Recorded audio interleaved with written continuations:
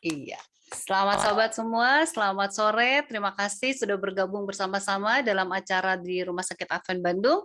Anda bertanya, dokter menjawab. Dan kali ini saya ditemani oleh dua dokter yang sangat kompeten, yang sangat memiliki ilmu yang banyak untuk di-share-kan dan mereka adalah kedua dokter yang rendah hati dan saya senang ada di tengah-tengah mereka pada sore Sabat ini ya dengan Dr. Rudi Satigi dan Dr. Herman Siregar. Namun sebelum kita memulai acara ini, mari kita satukan hati bersama-sama, kita akan berdoa, dan doa akan dilayangkan oleh Pendeta Sani Manopo. Silakan Pak Pendeta Sani Manopo untuk buka dalam doa. Mari kita berdoa. Mari kita berdoa. Terima kasih ya Tuhan untuk hari Sabat yang kudus yang Tuhan berikan kepada kami. Terima kasih ya Tuhan untuk waktu yang indah di mana kami akan mengikuti acara kesehatan yang dibawakan oleh Rumah Sakit Advent Bandung.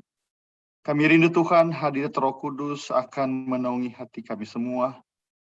Manakala Tuhan para narasumber kami yang di-host oleh Ibu Peggy Wawor, baik itu Dokter Satigi dan Dokter, biarlah Tuhan mengurapi setiap pekabaran kesehatan yang akan dibawakan, dan kami Tuhan yang mengikuti akan memiliki, merasakan berkat yang luar biasa di acara petang hari ini. Inilah doa dan permohonan kami dalam nama Yesus selamat kami. Amin. Amin. Terima kasih Pendeta Sani Manopo sudah melayangkan doa buka dan saya akan langsung Pak Joko mungkin mau share sebuah lagu atau kita bisa langsung aja Pak Joko? Ada lagu satu, Bu. Silakan Pak Joko.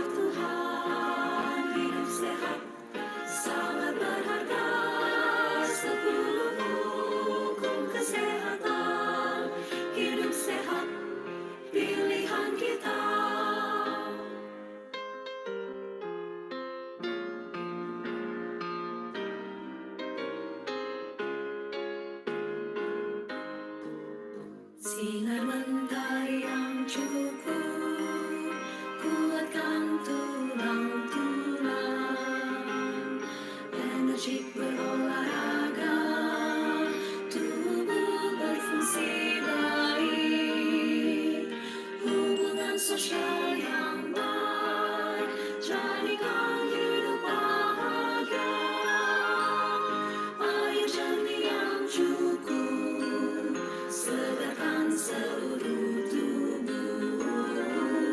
Tuhan yang terutama, Ia sumber kehidupan.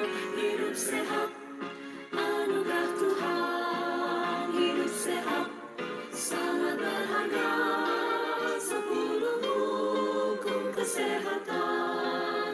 Hidup sehat, pilihan kita. Hidup sehat, pilihan kita. Amin, hidup sehat pilihan kita. Jadi 10 hukum kesehatan sekarang gampang ya untuk dihafal karena sudah ada lagunya. Luar biasa. Nanti Pak Joko tolong di-share ya lagunya, kata-katanya biar kita bisa hafal. Baik, saya akan mengundang kedua narasumber untuk bersama-sama boleh Iya, sudah ada Dokter Satigi dan Dokter Herman. Ya, selamat sore, selamat sahabat, Dokter Rudi Satigi, Dokter Herman Siregar. Sahabat kepada kita semua. Ya, saya mau mulai dari siapa dulu ya? Oke, tak kenal maka tak sayang katanya nih dok. Nah, kalau Dokter Rudi Satigi dulu itu setia bersama-sama dengan saya di acara ini, setiap sabat. Setelah itu dia dipanggil sana sini, saya ditinggal nih dok. Akhirnya bergantian dokter-dokter yang menemani saya. Jadi kalau Dokter Herman baru pertama ya dok ya. Tak kenal maka tak sayang kan ya dok. Jadi boleh perkenalan dulu nih Dokter Herman Siregar, spesial radiasi ya dok? Radiologi Bu. Radiologi, Iya. aduh. Jadi radiasi dan radiologi itu apa bedanya sih dok? Nah, kalau radiologi itu ilmunya yang mempelajari Oke. nama ilmunya. Kalau radiasi itu apa namanya ya? Yang dihasilkan lah radiasi. Yang ya. dihasilkan, oh iya. Ini orang awam nih dok yang bertanya. Iya betul. Oke, jadi kalau masa pandemi ini, sekarang ini yang namanya berbicara tentang, wah harus ke radiologi gitu kan, terus kemudian paru-paru diperiksa, wah itu jadi tren ya, tren sekali sekarang ini ya. Kalau sebelum ada pandemik itu, yang tren itu adalah stroke ya, periksa ini stroke gitu. Nah, dan yang paling tren lagi adalah yang bagiannya Dokter Rudi Satigi, vaksin lah, COVID-nya lah, ciri-cirinya dan sebagainya. Dan sekarang bagiannya Dokter Satigi ini ada lagi nih Dokter Rudi ya, MU. Saya pikir Manchester United, ternyata beneran ya Dokter Rudi ya, ada sekarang varian baru MU itu ya. Ya ada. Ya ada. Udah masuk belum di sini dok, di Indonesia? Di Indonesia belum ada. Terakhir saya tracing bertanggal 10 September ya kemarin dari laman WHO di Indonesia belum ada. Aduh, jangan masuk. Nah, kita mau belajar nih seberapa bahayanya ya untuk apa MU ini ya, untuk varian terbaru ini. Kemarin kita sudah bisa ditakut-takutin oleh varian Delta, dan puji Tuhan di Indonesia bisa melalui ya, yang katanya begitu menyeramkan dibanding varian yang sebelumnya. Nah, sekarang varian ini semoga kita lebih mengenal dan lebih mawas diri sehingga kita bisa melewati ya dok ya. Ya. Baik, ini kita akan mengenal varian baru dari MU COVID-19, seberapa bahayanya, ciri-cirinya dan sebagainya nanti akan dibahas oleh Dr. Rudi Satigi, dan kemudian bagaimana gambaran X-ray dan CT scan ya, CT scan dari COVID-19 yang akan dibahas oleh Dr. Herman Siregar. Nah, pertanyaan saya, ini yang mana mau duluan nih dok? Mungkin karena Dr. Herman baru pertama kali gabung, boleh ya Dokter Herman mungkin akan punya bahan untuk dipaparkan dulu sebelumnya, sebelum kita masuk kepada konsultasi, begitu dok? Boleh, silakan. Iya, silakan kalau begitu Dokter Herman boleh memberikan paparannya, karena nanti tanya jawab bagiannya Dokter Rudi pasti banyak sekali nih, dan khususnya juga Dokter Rudi mempersiapkan tentang vaksin juga nih, yang booster, akan banyak pertanyaan itu. Iya, baik, saya persilakan Dokter Herman, dan kepada semua partisipan nanti selama Dokter Rudi maupun Dokter Herman memaparkan materinya, jika ada pertanyaan boleh segera tuliskan pertanyaannya melalui kolom chat, nanti saya akan bacakan, pastikan pakai nama asli ya supaya saya nggak bingung bacanya, dan pertanyaannya jangan terlalu banyak supaya kebagian yang lain. Oke, tapi apapun pertanyaan Anda, kedua dokter ini bersedia menjawab semampunya. Ya, terima kasih dan silakan Dokter Herman Siregar. Baik, terima kasih Bu Peggy. Selamat sore, selamat sahabat kepada kita semua. Selamat sahabat. Saya izin untuk share screen dulu. Ya.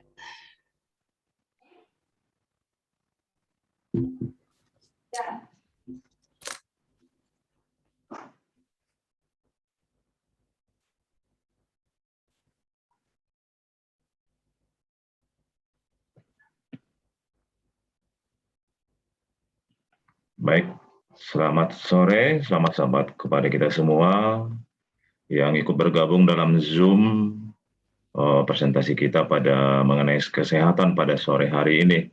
Baik, saya Dr. Herman Siregar sebagai Kepala Radiologi Rumah Sakit Advent Bandung akan memberikan sedikit informasi mengenai bagaimana itu peranan radiologi ya dalam penegakan diagnosis penyakit COVID-19 ya. Jadi radiologi ini adalah sebagai alat penunjang diagnostik ya, alat penunjang untuk membantu para dokter kita, dokter yang memegang pasien ya, untuk melihat apakah ada penyakit pneumonia pada pasien yang dicurigai menderita COVID-19. Saya akan coba membawakan dalam bentuk yang sangat simpel agar kita semua mengerti, baik juga yang non-medis. Baik, apakah radiologi itu penting ya dan membantu dalam penegakan diagnosis penyakit COVID-19 ini? Nah, kita akan lihat nanti seterusnya ya, karena memang salah satu persyaratan yang diminta oleh bolehlah kita katakan ya Departemen Kesehatan ya dalam umpamanya dalam mengklaim ini pasien-pasien COVID ya, klaim pembayaran yang diajukan itu radiologi itu menjadi persyaratan utama untuk bisa diklaim itu penyakit COVID-19 ya.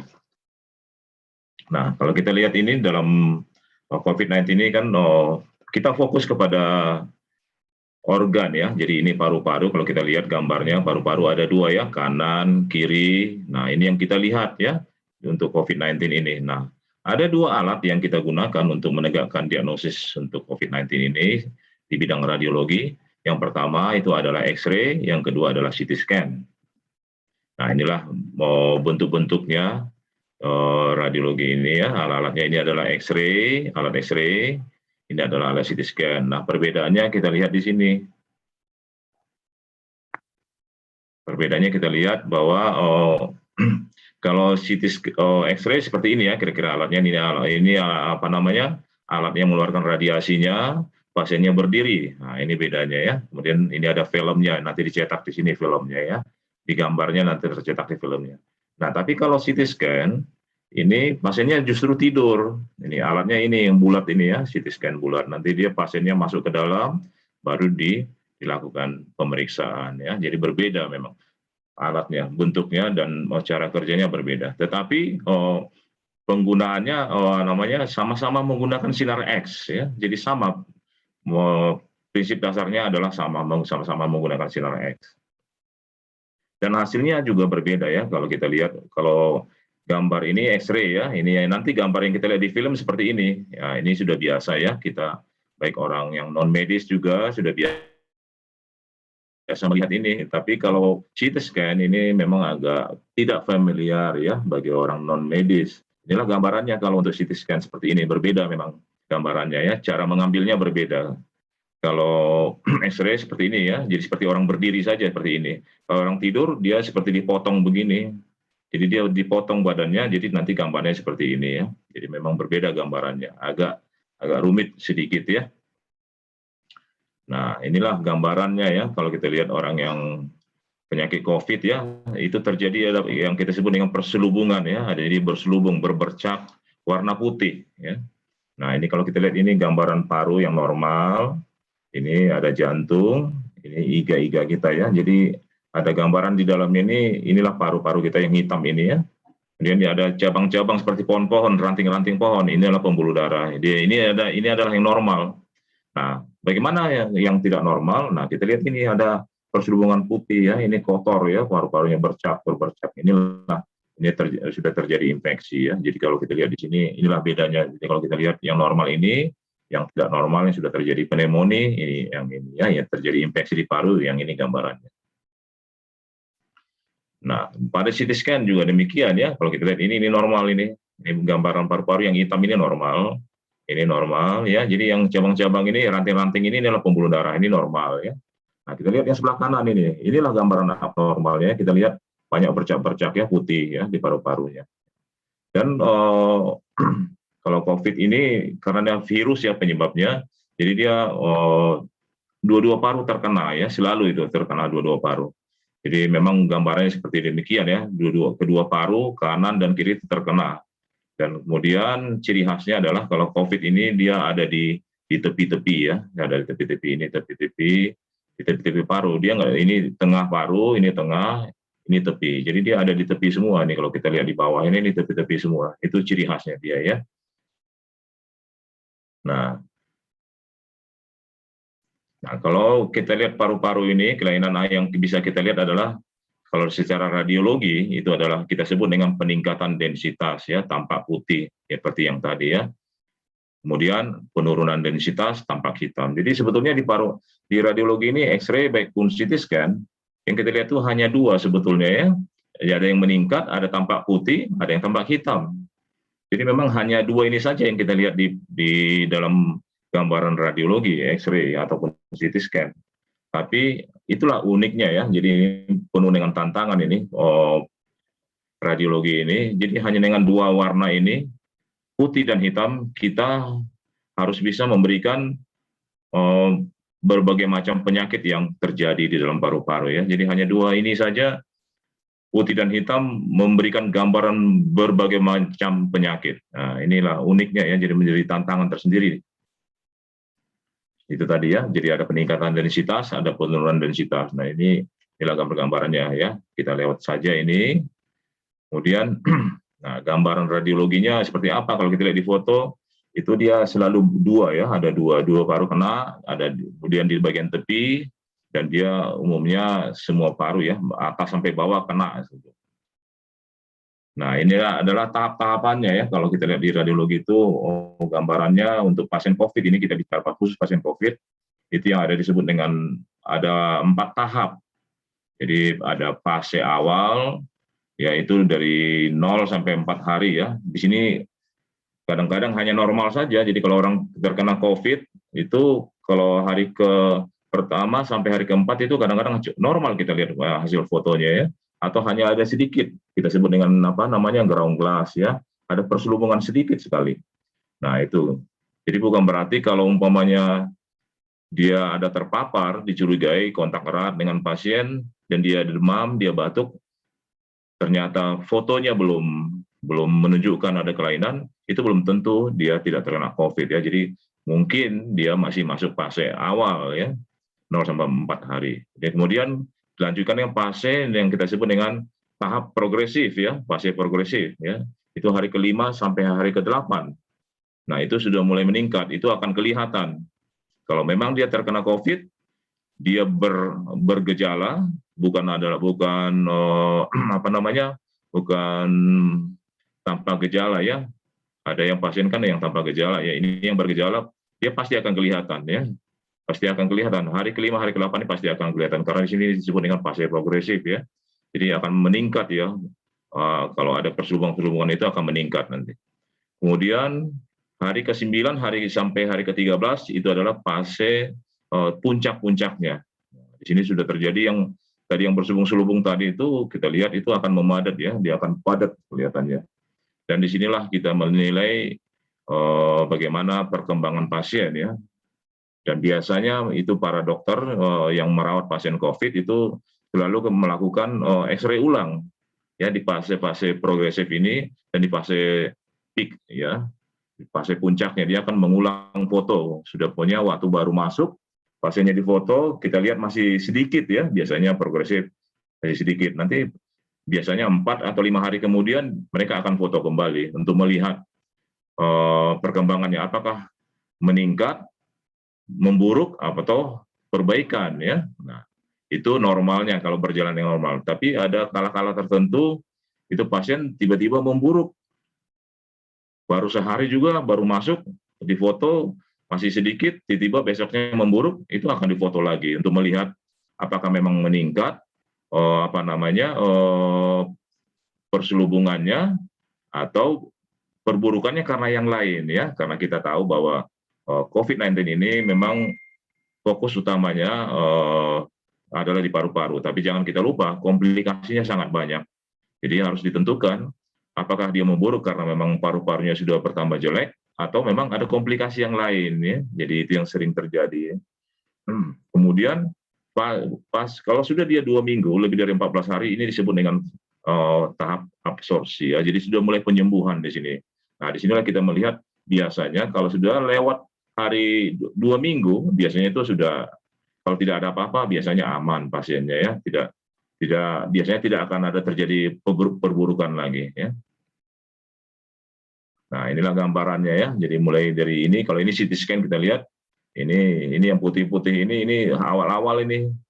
Jadi masih sedikit kita lihat ya, masih sedikit. Nanti kalau sudah dia masuk fase progresif, ini sudah mulai begini, mulai penuh. Nah, kalau sudah masuk fase peaknya, ini sudah memadat ini seperti ini ya. Mulai memadat ya. Jadi itu sudah kelihatan terjadi perburukan. Nah, kita bisa lihat lagi ini ya, bagaimana contoh-contohnya ya. Inilah paru-paru yang terkena COVID ya. Jadi memang kedua paru, kanan dan kiri kena ya. Ini kanan dan kiri, dan biasanya di tepi ini semuanya. Kelainannya ya, perselubungannya ada di tepi. Nah, kita lihat sini komplikasinya ya. Jadi ada kegagalan daripada sistem pernapasan, ada koagulopati, ya. Jadi ada penyumbatan di mana-mana ya, bisa di paru-paru, bisa di otak, bisa ada juga masalah di jantung yang sering terjadi. Kemudian jangan kita lupa juga karena pasien ini kondisinya menurun, maka dia bisa terkena infeksi yang lain ya pada saat dirawat. Kemudian bisa terjadi di sini kita sebut acute kidney injury ya, jadi kerusakan ginjal. Ini sering beberapa kali saya dapatkan ya, ini kerusakan ginjal pasien post COVID. Waktu saya datang ke rumah sakit untuk USG, ternyata sudah terjadi kerusakan ginjal. Ternyata pasiennya harus dicuci darah ya. Jadi memang COVID ini luar biasa ini ya, tidak hanya menyerang paru-paru, jadi kemana-mana dia perginya.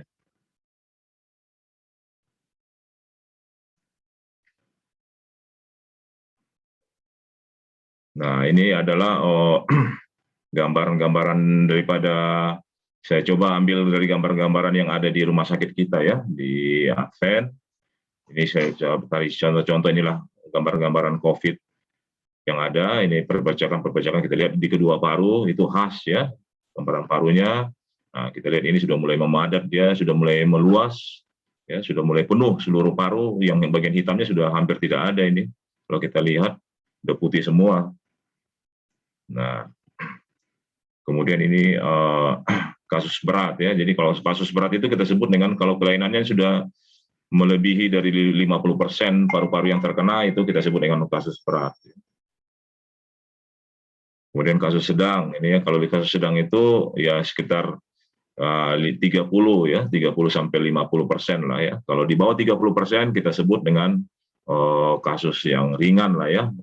Banyak pada umumnya ringan. Nah, ini kita lihat ya, percikan dari atas paru bagian sampai ke bawah ya, semuanya di bagian tepi. Nah, dia kalau sudah mulai ke bagian tengah, itu tandanya dia sudah mengalami perburukan.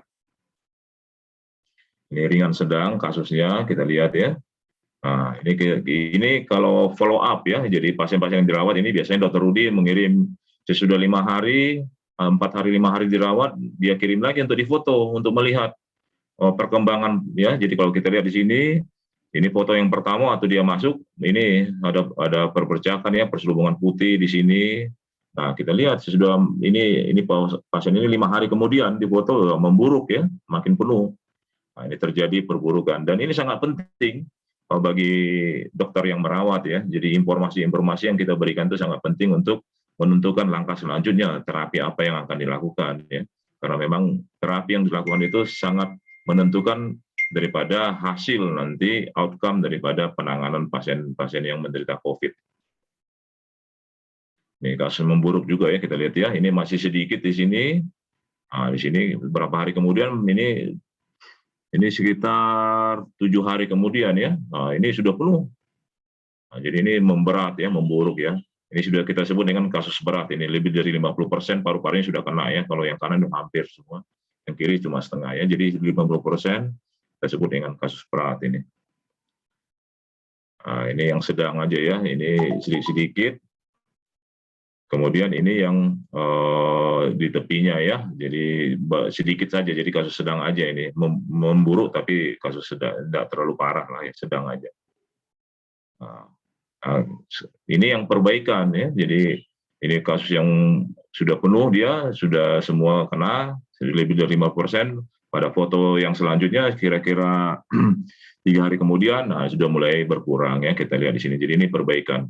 Dan ini juga informasi yang sangat penting bagi dokter yang merawat. Oh, begitu kita nyatakan perbaikan, artinya apa? Biasanya itu akan membaik untuk selanjutnya. Biasanya difoto lagi nanti berapa hari kemudian sudah lebih baik lagi. Biasanya demikian. Inilah contoh-contoh kasus ya yang kita punya. Nah, jadi itu peranan radiologi itu adalah sangat penting untuk menentukan pertama ada atau tidaknya pneumonia. Karena kalau pasien datang biasanya ke rumah sakit, itu selalu ditanya radiologi ini ada pneumonia tidak, karena nanti akan menentukan ini dirawat di ruangan isolasi atau di ruangan biasa. Nah ini nanti menjadi hal yang sangat penting ya, untuk menegakkan diagnosis COVID-19 ya.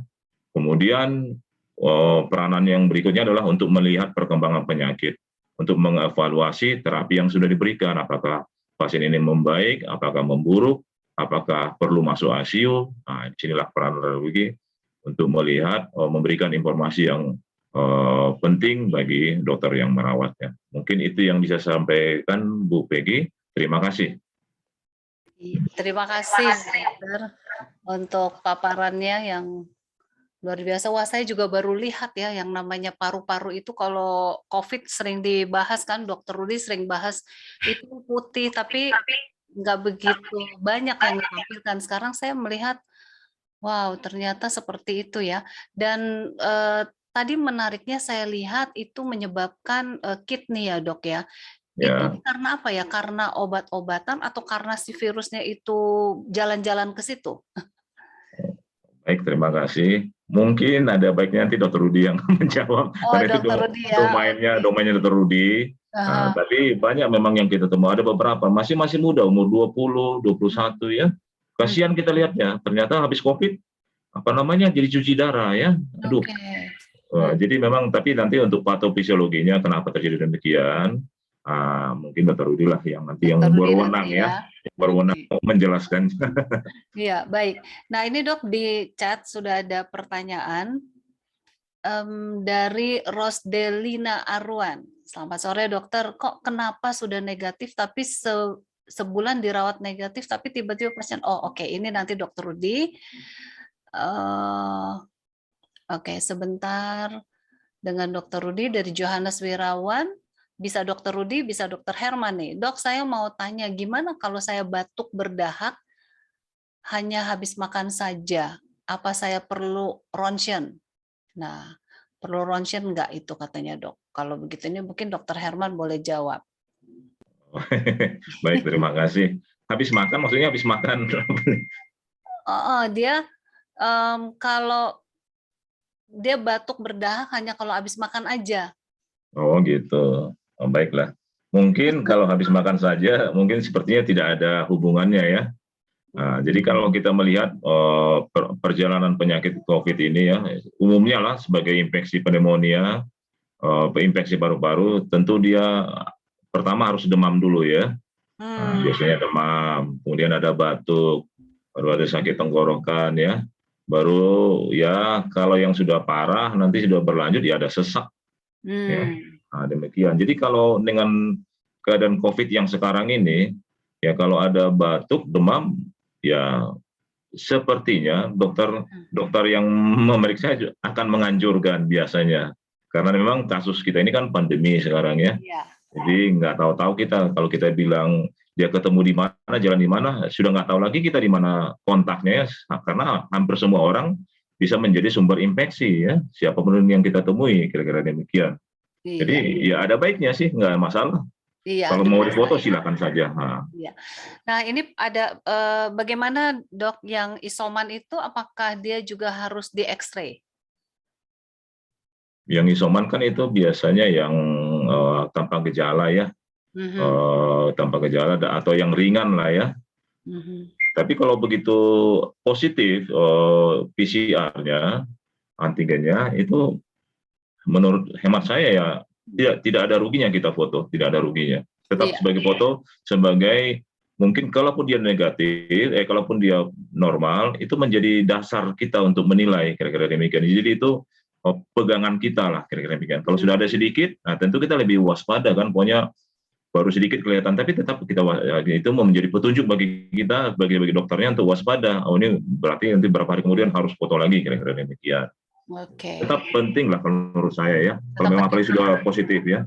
Nah, itu sebabnya setiap pasien yang masuk rumah sakit selain dia di PCR, pasti dari PCR begitu ketahuan hasilnya langsung dibawa ke ronsen baru rawat inap. Sepertinya prosedurnya seperti itu. Kenapa ya, Dok? Iya memang ini berhubungan dengan apa ya? Kalau kita ini COVID ini berhubungan dengan klaim Bu ya.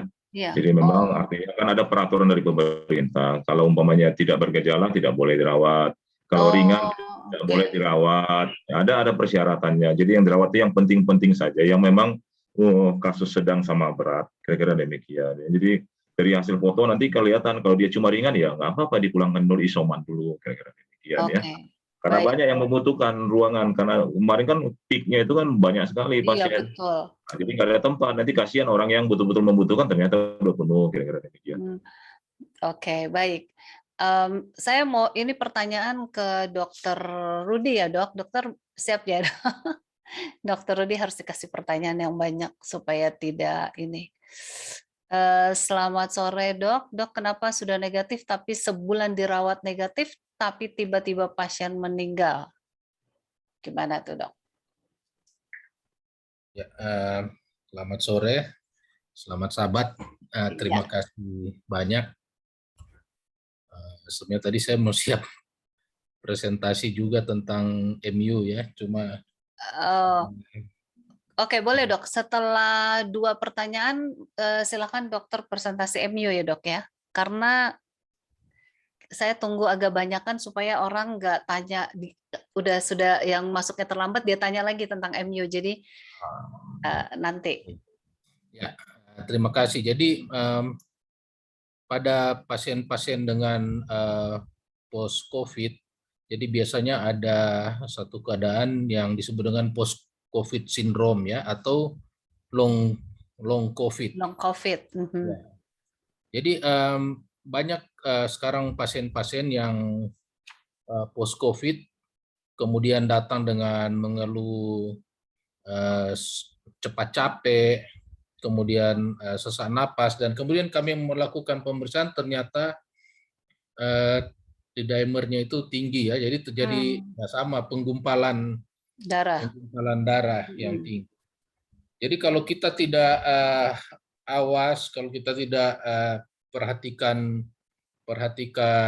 betul, jadi pada saat pasien pulang itu dengan kadar D-dimer yang tinggi, jadi faktor pembekuan darah yang tinggi, di mana mudah terjadi penggumpalan darah, maka kalau penggumpalan darah ini jalan-jalan ke seluruh tubuh dan dia nyangkut di jantung misalnya ya, pembuluh darah jantung, kemudian terjadi serangan jantung dan mungkin itulah yang bisa berakibat fatal.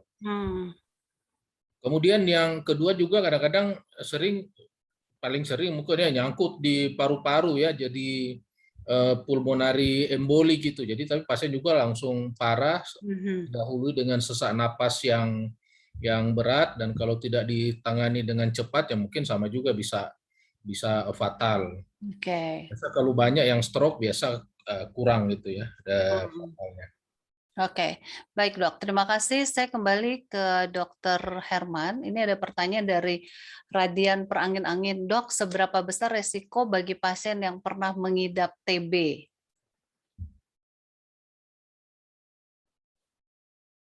Mungkin bisa di-unmute. Oh ya, pasien yang mengidap TB ya. Untuk yang pasien COVID ya maksudnya? Iya, pasien COVID maksudnya. Ya, jadi memang TB ini dianggap nanti sebagai komorbid ya. Jadi komorbid, jadi penyakit-penyakit yang yang sudah ada, yang akan memudahkan perkembangan daripada infeksi daripada COVID-19. Jadi kalau memang ada pasien mempunyai komorbid ya, TB paru ya, TBC paru atau asma itu kita lihat itu lebih sering terjadi perselubungan di paru-parunya. Jadi lebih mudah terjadi kelainan di paru-parunya, lebih mudah daripada yang sama sekali tidak ada kelainan sebelumnya di paru-parunya. Demikian. Oke. Ini lagi dari Wilda, Dok, apakah ada efek samping jika sering di CT scan? Bagaimana dengan anak-anak? Baik, terima kasih. Jadi ini ini ke arah umum atau masih Iya, COVID? Oh, baik. Umum karena sering di CT scan itu gimana kira-kira gitu? Iya, baik, terima kasih. Jadi memang radiologi ini jadi mengeluarkan radiasi ya, sinar X ya. Jadi ini mempunyai efek yang tidak baik untuk tubuh manusia ya. Jadi dia bisa mengakibatkan inflamasi, perubahan sel ya, sampai bisa mengakibatkan kanker ya. Kalau terlalu sering ya. Jadi memang ada hal-hal yang perlu kita jaga. Makanya di ruang radiologi itu selalu dibuat dilarang melintas ya, dikasih petunjuk, atau petugas yang masuk itu harus memakai baju pelindung, petugas radiasi yang akan melakukan pemeriksaan X-ray memakai baju pelindung, atau ibu hamil ya yang akan di X-ray, difoto itu pakai baju pelindung, karena memang efeknya ini mengakibatkan perubahan-perubahan sel ya di dalam tubuh manusia. Nah, namun di dalam kedokteran itu kita harus ada yang kita sebut dengan risk and benefit ya, jadi risiko dan keuntungan. Jadi selalu kita hitung demikian. Kalau memang tidak ada apa-apa ya nggak usah di X-ray, Nggak usah nggak ya. usah di CT scan. Kalau tidak apa-apa ya. Tapi kalau memang ada penyakit, ada memang mengarah ke demikian yang harus diketahui karena akan menentukan penanganan selanjutnya, ya benefitnya lebih besar ya daripada risikonya. Jadi artinya bisa itu diabaikan risikonya, tapi tetap ada risikonya, tapi artinya benefitnya lebih besar.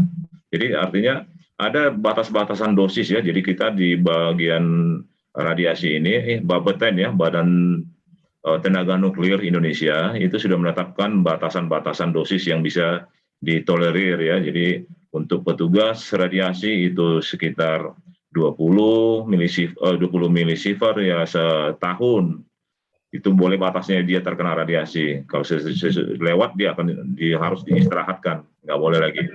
Kemudian untuk pasien-pasien itu ada batasannya juga, ya, jadi sekitar 5 milisievert ya. Tapi kalau kita ingat, radiasi yang dipancarkan, yang diterima oleh pasien pada saat di X-ray itu sangat kecil, ya. Jadi nggak usah takut lah ya, sangat kecil. Tapi kalau CT scan memang agak lebih besar ya, beda ya. CT scan itu memang besar diterima radiasi yang diterima oleh pasien itu sangat besar lah ya. Jadi memang kalau CT scan itu perlu betul-betul kalau memang harus di CT scan ya CT scan. Jadi harus lebih spesifik lagi lah kira-kira demikian, karena memang radiasi yang diterima oleh pasien itu jauh lebih besar dibanding dengan X-ray. Ya. Tapi kalau untuk anak-anak, itu kita biasanya ada namanya kita low dose ya, kita sebut dengan low dose. Jadi dosis rendah. Jadi untuk anak-anak kita, kalau untuk CT scan kita lakukan dengan dosis rendah untuk mencegah efek-efek yang akan kita tidak kita inginkan ya, karena anak-anak ini kan masih masa pertumbuhan ya. Jadi kalau terjadi efek radiasi ya itu akan merubah sel ya, merusak sel. Nanti sel-sel yang sedang bertumbuh ini bisa jadi rusak ya, bisa mengakibatkan kalau punya kemandulan, bisa mengakibatkan nanti kalau terlalu sering juga kena radiasi bisa menjadi sumber-sumber terjadinya keganasan ya, kanker ya, timbul nanti lama itu ya. Sekitar 10-15 tahun kemudian, kira-kira demikian ya efeknya. Itu yang kita harus pertimbangkan. Tapi kalau memang dia harus dilakukan, ya benefitnya banyak, kira-kira demikian. Oke, baik. Terima kasih dok. Semoga menjawab ya. Ini ada pertanyaan dari Rebecca Mulyana Sentosa. Saya agak bingung di akhirnya ya. Jadi apakah warna paru-paru yang menjadi putih ada hubungannya, bisa juga salah satu gejala pengaruh dari racun bagi orang yang merokok? Karena virus COVID-19 mempengaruhi menjadi penyakit COVID. Oh iya, iya boleh. Maksudnya apakah Boleh deh. warna itu bisa juga gejala karena orang yang merokok? Agak bingung juga saya ini. Boleh, Bu. Bisa juga Bu Peggy ya. Jadi Bisa terima ya? kasih pertanyaannya. Nah, kalau kita ingat orang yang merokok itu kan ya kita bayangkanlah orang yang merokok ya, masuk asapnya itu kan panas ya, masuk nikotinnya. Jadi itu akan membakar daripada sel di paru-paru dan akan merusak paru-paru. Jadi paru-paru yang rusak ini nanti akan memutih dia. Ya, jadi akan memutih, jadi rusak dia jadinya. Nah, nanti gambaran yang kita lihat di paru-paru adalah putih. Nah, kalau ini berulang-ulang terus, terjadilah perubahan sifat-sifat selnya. Makanya orang-orang perokok ini yang sudah lama merokok, ini yang sering terjadi salah satu penyebab kanker paru-paru ya. Jadi artinya itulah uniknya di radiologi ini. Itu tadi yang saya katakan Bu Peggy, jadi gambarnya cuma hitam dan putih.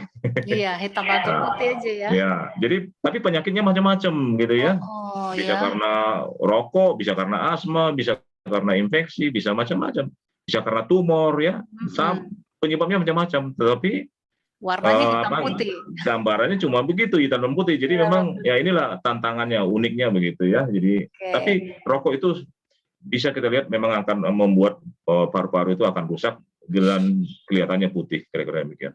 Oke, kita lanjut Linda Rumanau ya. Semoga tadi jawaban dari Dr. Herman menjawab ya Bu ya. Nah, ini kembali ke Ibu Linda Rumanau. Dokter mau tanya, apakah orang yang sudah sembuh paru-parunya kembali bagus atau ada bekas tanda dan sebagainya gitu maksudnya? Thanks. Baik, terima kasih. Jadi kita melihat paru-paru ini ya. Jadi kita lihat tadi ada kondisi yang ringan ya, infeksi ringan, ada infeksi sedang, ada yang berat ya. Umumnya kalau yang berat itu akan meninggalkan kita sebut dengan sequelae ya. Jadi sequelae itu adalah sisa yang tidak normal daripada proses infeksi. Jadi bisa menimbulkan sisa. Jadi kalau peradangannya itu sampai merusak jaringan paru-paru, itu paru-parunya itu nggak bisa kembali lagi normal. Jadi tidak recovery lagi normal. Dia akan meninggalkan jaringan fibrosis. Nah, inilah sequelae-nya. Nah, kalau ini sudah terjadi, pasiennya tetap akan merasa, biarpun sudah sembuh COVID-nya, dia tetap akan merasa seperti tidak biasa lagi ya, tidak seperti yang dulu lagi lah, kira-kira rasanya nggak plong gitu ya, atau nggak plong napasnya, atau kalau memang banyak sequelae-nya, banyak sisa-sisa penyakitnya yang masih sudah menjadi kerusakan, itu bisa dia tetap sesak. Nah itu, jadi ya mudah-mudahan berharaplah bisa sembuh sempurna, jadi bersih kembali ya, kira-kira demikian. Oke, terima kasih Dr. Herman. Dan saat ini saya mau berikan kesempatan kepada Dr. Rudi Satigi untuk mempresentasikan tentang varian baru MU nih, Dok. Di-unmute dulu, Dr. Rudi. Ya. Begini untuk share screen. Iya, silahkan Dok. Dan Dr. Herman nanti boleh baca-baca di chat, kira-kira ada pertanyaan yang akan disiapkan untuk dijawab, Dok.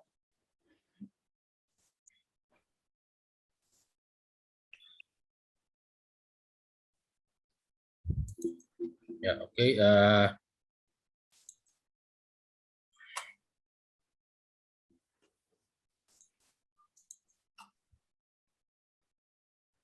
Nggak pakai itu. Hanging.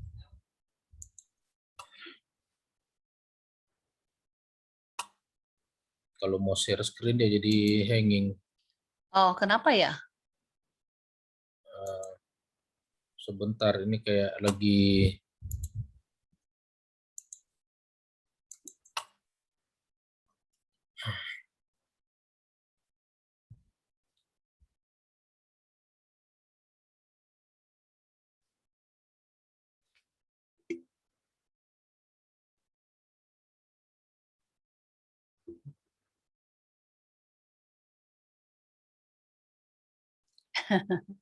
Ini ada yang ngeledekin katanya laptopnya perlu di ronsen.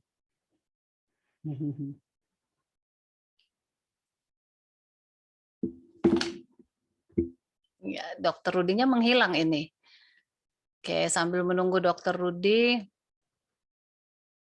ini tapi banyakkan pertanyaannya untuk Dokter Satigi ini.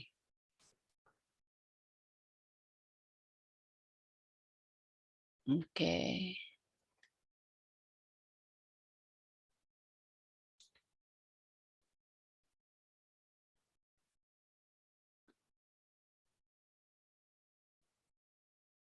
Pak Joko, apakah Dokter Rudi menghilang ya?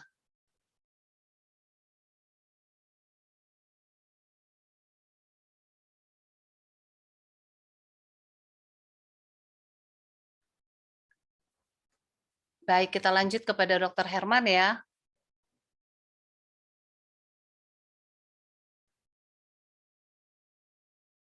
Jadi Dokter Herman, sebetulnya kapan sih kalau orang yang terpapar COVID itu dia harus ya katakanlah dia bukan seperti pasien yang rawat inap karena ada satu jaminan jadi dia harus langsung difoto ya. Tapi katakanlah mereka yang isoman atau mereka yang di rumah sakit mungkin datang dengan biaya sendiri, terus dia harus di CT scan atau di X-ray itu kapan kira-kira? Baik, Bu Peggy. Jadi sekarang ini kesadaran dari masyarakat itu sangat tinggi ya, sangat tinggi kalau saya lihat. Kalau dulu orang mau di ronsen itu, nanti dulu lah, kira-kira demikian ya. Betul. Iya, kalau sekarang enggak, Bu Peggy. Mereka yang minta. Iya betul. Pasiennya minta, saya mau di ronsen, saya mau. Padahal kadang-kadang dia cuma ngeluh batu-batu biasa, nggak ada demam ya, sakit tenggorokan, saya mau di ronsen. Ya, kira-kira demikian ya. Jadi memang karena ini bagus ya. Jadi artinya kesadaran itu sudah sangat tinggi ya. Kewaspadaan pasien terhadap kesehatannya itu sudah sangat baik sekarang. Jadi mereka juga ingin tahu ya. Meskipun nanti dokternya belum menganjurkan, pasiennya sudah minta duluan. Saya mau di ronsen, saya mau tahu nih, saya kena COVID atau enggak, kira-kira demikian ya. Nah, jadi memang itu yang terjadi sekarang ini ya. Jadi kalau sebetulnya kapan mau yang terbaik ya, kalau memang sudah ada gejala, ya dengan situasi kita yang sekarang ini ya, saya rasa tidak ada salahnya di ronsen ya, secepatnya. Kalau memang ada demam, batuk, ya who knows ya.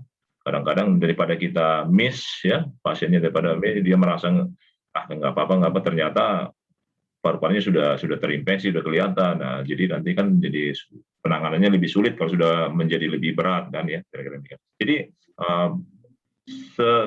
secepat yang bisa dilakukan. Secepatnya aja ya. Oke. Secepatnya aja. Dan biasanya kalau ada berita-berita tentang sakit COVID, aduh paru-parunya sudah putih semua, sudah jelek. Orang tuh artinya berasumsi, wah udah gawat. Nah, seberapa cepat si virus COVID ini pertama dia masuk melalui hidung dan dia turun langsung ke paru-paru tuh seberapa cepat biasanya? Ya, tadi memang presentasi tadi kan sudah kita lihat ya tahap-tahapnya, Bu ya. Ya ada tahap awal ya, itu mulai dari hitungan 0 ya sampai 4 hari. Nah, itu tahap awal. Jadi itu kadang-kadang juga masih normal, kadang-kadang atau kalaupun ada sangat-sangat sedikit ya. Nah, kecuali ini pasien ini memang punya komorbid yang banyak ya. Punya komorbid yang banyak itu kadang-kadang ya baru kena aja langsung udah berat. Langsung berat ya? Ya, ada juga yang demikian. Kita lihat fotonya, baru masuk ya, baru difoto, kita lihat loh langsung berat ya. Ini prognosisnya sudah jelek ini. Biasanya ini akan memberat terus. Ya kira-kira demikian ya. Jadi memang prosesnya ada tahap-tahapannya. Kalau yang normal diikuti sampai 4 hari itu biasanya cuma sedikit. Kalaupun ada, baru hari ke-5 sampai hari ke-8 itu mulai dia banyak ya, kelihatan lebih banyak gitu apanya. Gambarannya, perselubungannya, percak-percaknya lebih banyak. Dan dari sini kita bisa melihat, mengasih informasi kepada dokternya. Ini bertambah loh, kita bilang ya. Ini bertambah loh. Dan dokternya lebih mawas ya, lebih waspada dokter ini. Ternyata ini progresnya tidak bagus ya, makin banyak ya, apalagi banyaknya itu luar biasa, signifikan ya, penuh langsung semua kena paru-parunya. Nah, kemudian nanti hari ke-9 sampai hari ke-14 itu peaknya lah, di situ kita lihat puncak-puncaknya. Nah, di sini menentukan ya prognosis daripada pasien ini. Ini mau bagaimana ini selanjutnya. Nah, kalau sudah lewat ini, biasanya hari ke-14 itu hari 2 minggu sesudahnya, hari ke-14 sampai seterusnya itu sudah mulai penyembuhan ya. Jadi biasanya tidak ada lagi perkembangan ya yang memburuk, tidak ada, dia akan menurun, membaik. Nah, kecuali kita ingat kalau terjadi infeksi yang lain ya, karena pasien-pasien begini kan kondisinya lemah ya, jadi bisa sering itu yang memperberat adalah terjadi infeksi yang lain, bakteri yang lain, bukan cuma virus COVID, jadi dia jadi tambah gitu kira-kira penyakitnya. Iya, itu sebabnya ada beberapa yang sudah dinyatakan negatif ya, sudah pulang, dan ternyata dia meninggal. Meninggal karena dari COVID-nya negatif, tapi si bekas-bekasnya si COVID ini mungkin seperti yang dia merusak kidney, jantung, atau apa gitu ya dok ya. Sampai ada orang bilang gini, misalnya mayatnya dia bukan meninggal COVID, COVID-nya disembuh, tapi ya efeknya ya dia akhirnya meninggal karena penyakit ini. Itu gimana dok? Baik, terima kasih. Tadi ini Dokter Rudi harusnya yang jawab ini. Bidang-bidangnya beliau ini masalah penyakit yang lain ya. Mungkin ada dokter yang teman-teman sejawat yang ada di sini yang bisa membantu. Artinya ini di luar domain saya sih. Oke. Di luar domain saya, nanti nggak enak saya cuma menjawabnya kira-kira demikian. Ya, kalau ada dokter Grace, kalau gitu saya ganti dok pertanyaannya dok. Saya ganti dok pertanyaannya dok. Kalau orang yang perokok nih, kembali lagi tadi yang pertanyaan Ibu Rebecca ya, orang yang perokok itu kalau dia kena COVID itu lebih, tadi kan dokter sudah bahas ya, yang perokok itu racunnya ya, sama di dalam putih juga ya dok ya? Iya. Putih ya, banyak ya. Nah, membedakan dia racunnya dari rokoknya dia dengan COVID-nya, katakanlah ada COVID awal. Itu ada bedanya nggak dok? Atau sama aja putihnya? Dan lebih bahaya mana yang perokok kena COVID dengan yang tidak perokok? Baik, terima kasih. Jelas lebih bahaya yang perokok ya. Kalau perokok itu biasanya nanti kan dia mengakibatkan yang kita sebut dengan, kalau sudah kronis, kita sebut dengan penyakit paru obstruksi. Jadi kerusakannya sudah permanen ya. Jadi itu saluran udaranya pun sudah rusak semua, nggak berfungsi lagi. Nah, jadi kalau dia terkena COVID, ya lebih berat gejalanya dia daripada orang yang tidak ada masalah ya. Jadi memang rokok itu akan mengakibatkan kerusakan jaringan paru. Nah, kalau sudah terjadi jaringan paru yang rusak, ya itu akan menjadi komorbid, itu menjadi berat pasiennya kalau dia terkena ya. Dan itu kalau membedakannya pas dia kena COVID, ya memang agak sulit ya Bu Peggy ya. Makanya kita perlu dulu foto yang dulu seperti apa gitu sebelumnya. Nah, jadi penting kalau di radiologi itu sangat penting riwayat yang dulu. Jadi ada nggak foto yang dulu? Nah, kita mau lihat ini ada nggak dia masalah sebelumnya gitu. Tapi kalau sudah tidak ada foto yang dulu, kita lihat tiba-tiba sekarang pertama kali ketemu sudah acak-acakan, nah itu sudah susah kita. Ini yang mana yang terjadi ini ya? Apa? Kira-kira demikian ya. Tapi artinya bisalah kita lihat di situ kira-kira memperkirakannya. Kalau COVID kan itu beda, memang dia punya ciri khas ya, ada cap jarinya lah kira-kira kalau kita ya, ada ciri khasnya dia, gambarannya khas, tidak ada yang di tempat yang lain ya. Kalau COVID-19 itu sangat spesifik ya. Ya, baik, terima kasih dok. Ini satu lagi ya dok, sebelum kita ke Dokter Satigi. Kan ada di beberapa grup-grup WhatsApp grup ya, atau mungkin di medsos lainnya yang seliweran beberapa waktu yang lalu bahwa orang yang perokok, jadi dia isap rokoknya terus kemudian buang asap segala macam, justru mereka itu tidak akan terpapar COVID karena dia hisap panas kemudian dia buang, itu katanya panas, jadi tidak bakalan terpapar COVID. Apa benar nggak dok? Karena jadi ada banyak videonya kan orang-orang yang di pinggir jalan mereka tidak terpapar COVID yang perokok. Wah, itu perlu dibuktikan ya. Hoax ya dok ya, hoax ya. Ya, enggak, mungkin saja, it could be ya. Jadi mungkin saja, artinya logikanya sih masuk ya. Ini kan panas ya. Iya, Sementara kita kan juga disuruh apa? hirup panas Beruap. pakai ya, uap Ya, di ya. rumah kita nguap kan, disuruh beruap kan ya. Ya kan prinsipnya kan sama ya, panas. Jadi kalau ada panas ya virusnya mati. Mungkin logikanya ke situ mereka. Iya, Tapi perlu dibuktikan ya dengan statistik apakah seperti itu ya, kira apakah seperti itu. Tapi kalau kita pernah dekat sama orang yang merokok ya, kalau zaman-zaman dulu kan itu biasa orang itu merokok itu asapnya disembur kemana-mana kan. betul. Tapi coba kita terkena ke kita, apa panas? Kan enggak juga kan. Enggak panas kan, itu asapnya kan enggak panas. Yang ada kita batuk-batuk ya dok. Iya, jadi memang ya mungkin ya logikanya mungkin tidak tepat juga kalau kita melihat ke sana ya. Iya. Kan nggak panas itu asapnya. Memang kalau disembur ke kita, kita kan nggak merasa langsung menjauh panas karena panas enggak kan. Baik, iya. Terima kasih Dokter Herman. Bagaimana Dokter Rudi Satigi? Sudah bisa sharingnya?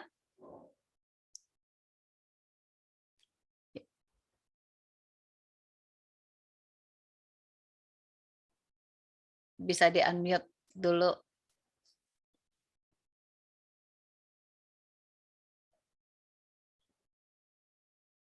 Nggak bisa? Oh, sebentar. Sudah co-host, Bu. Iya, silakan.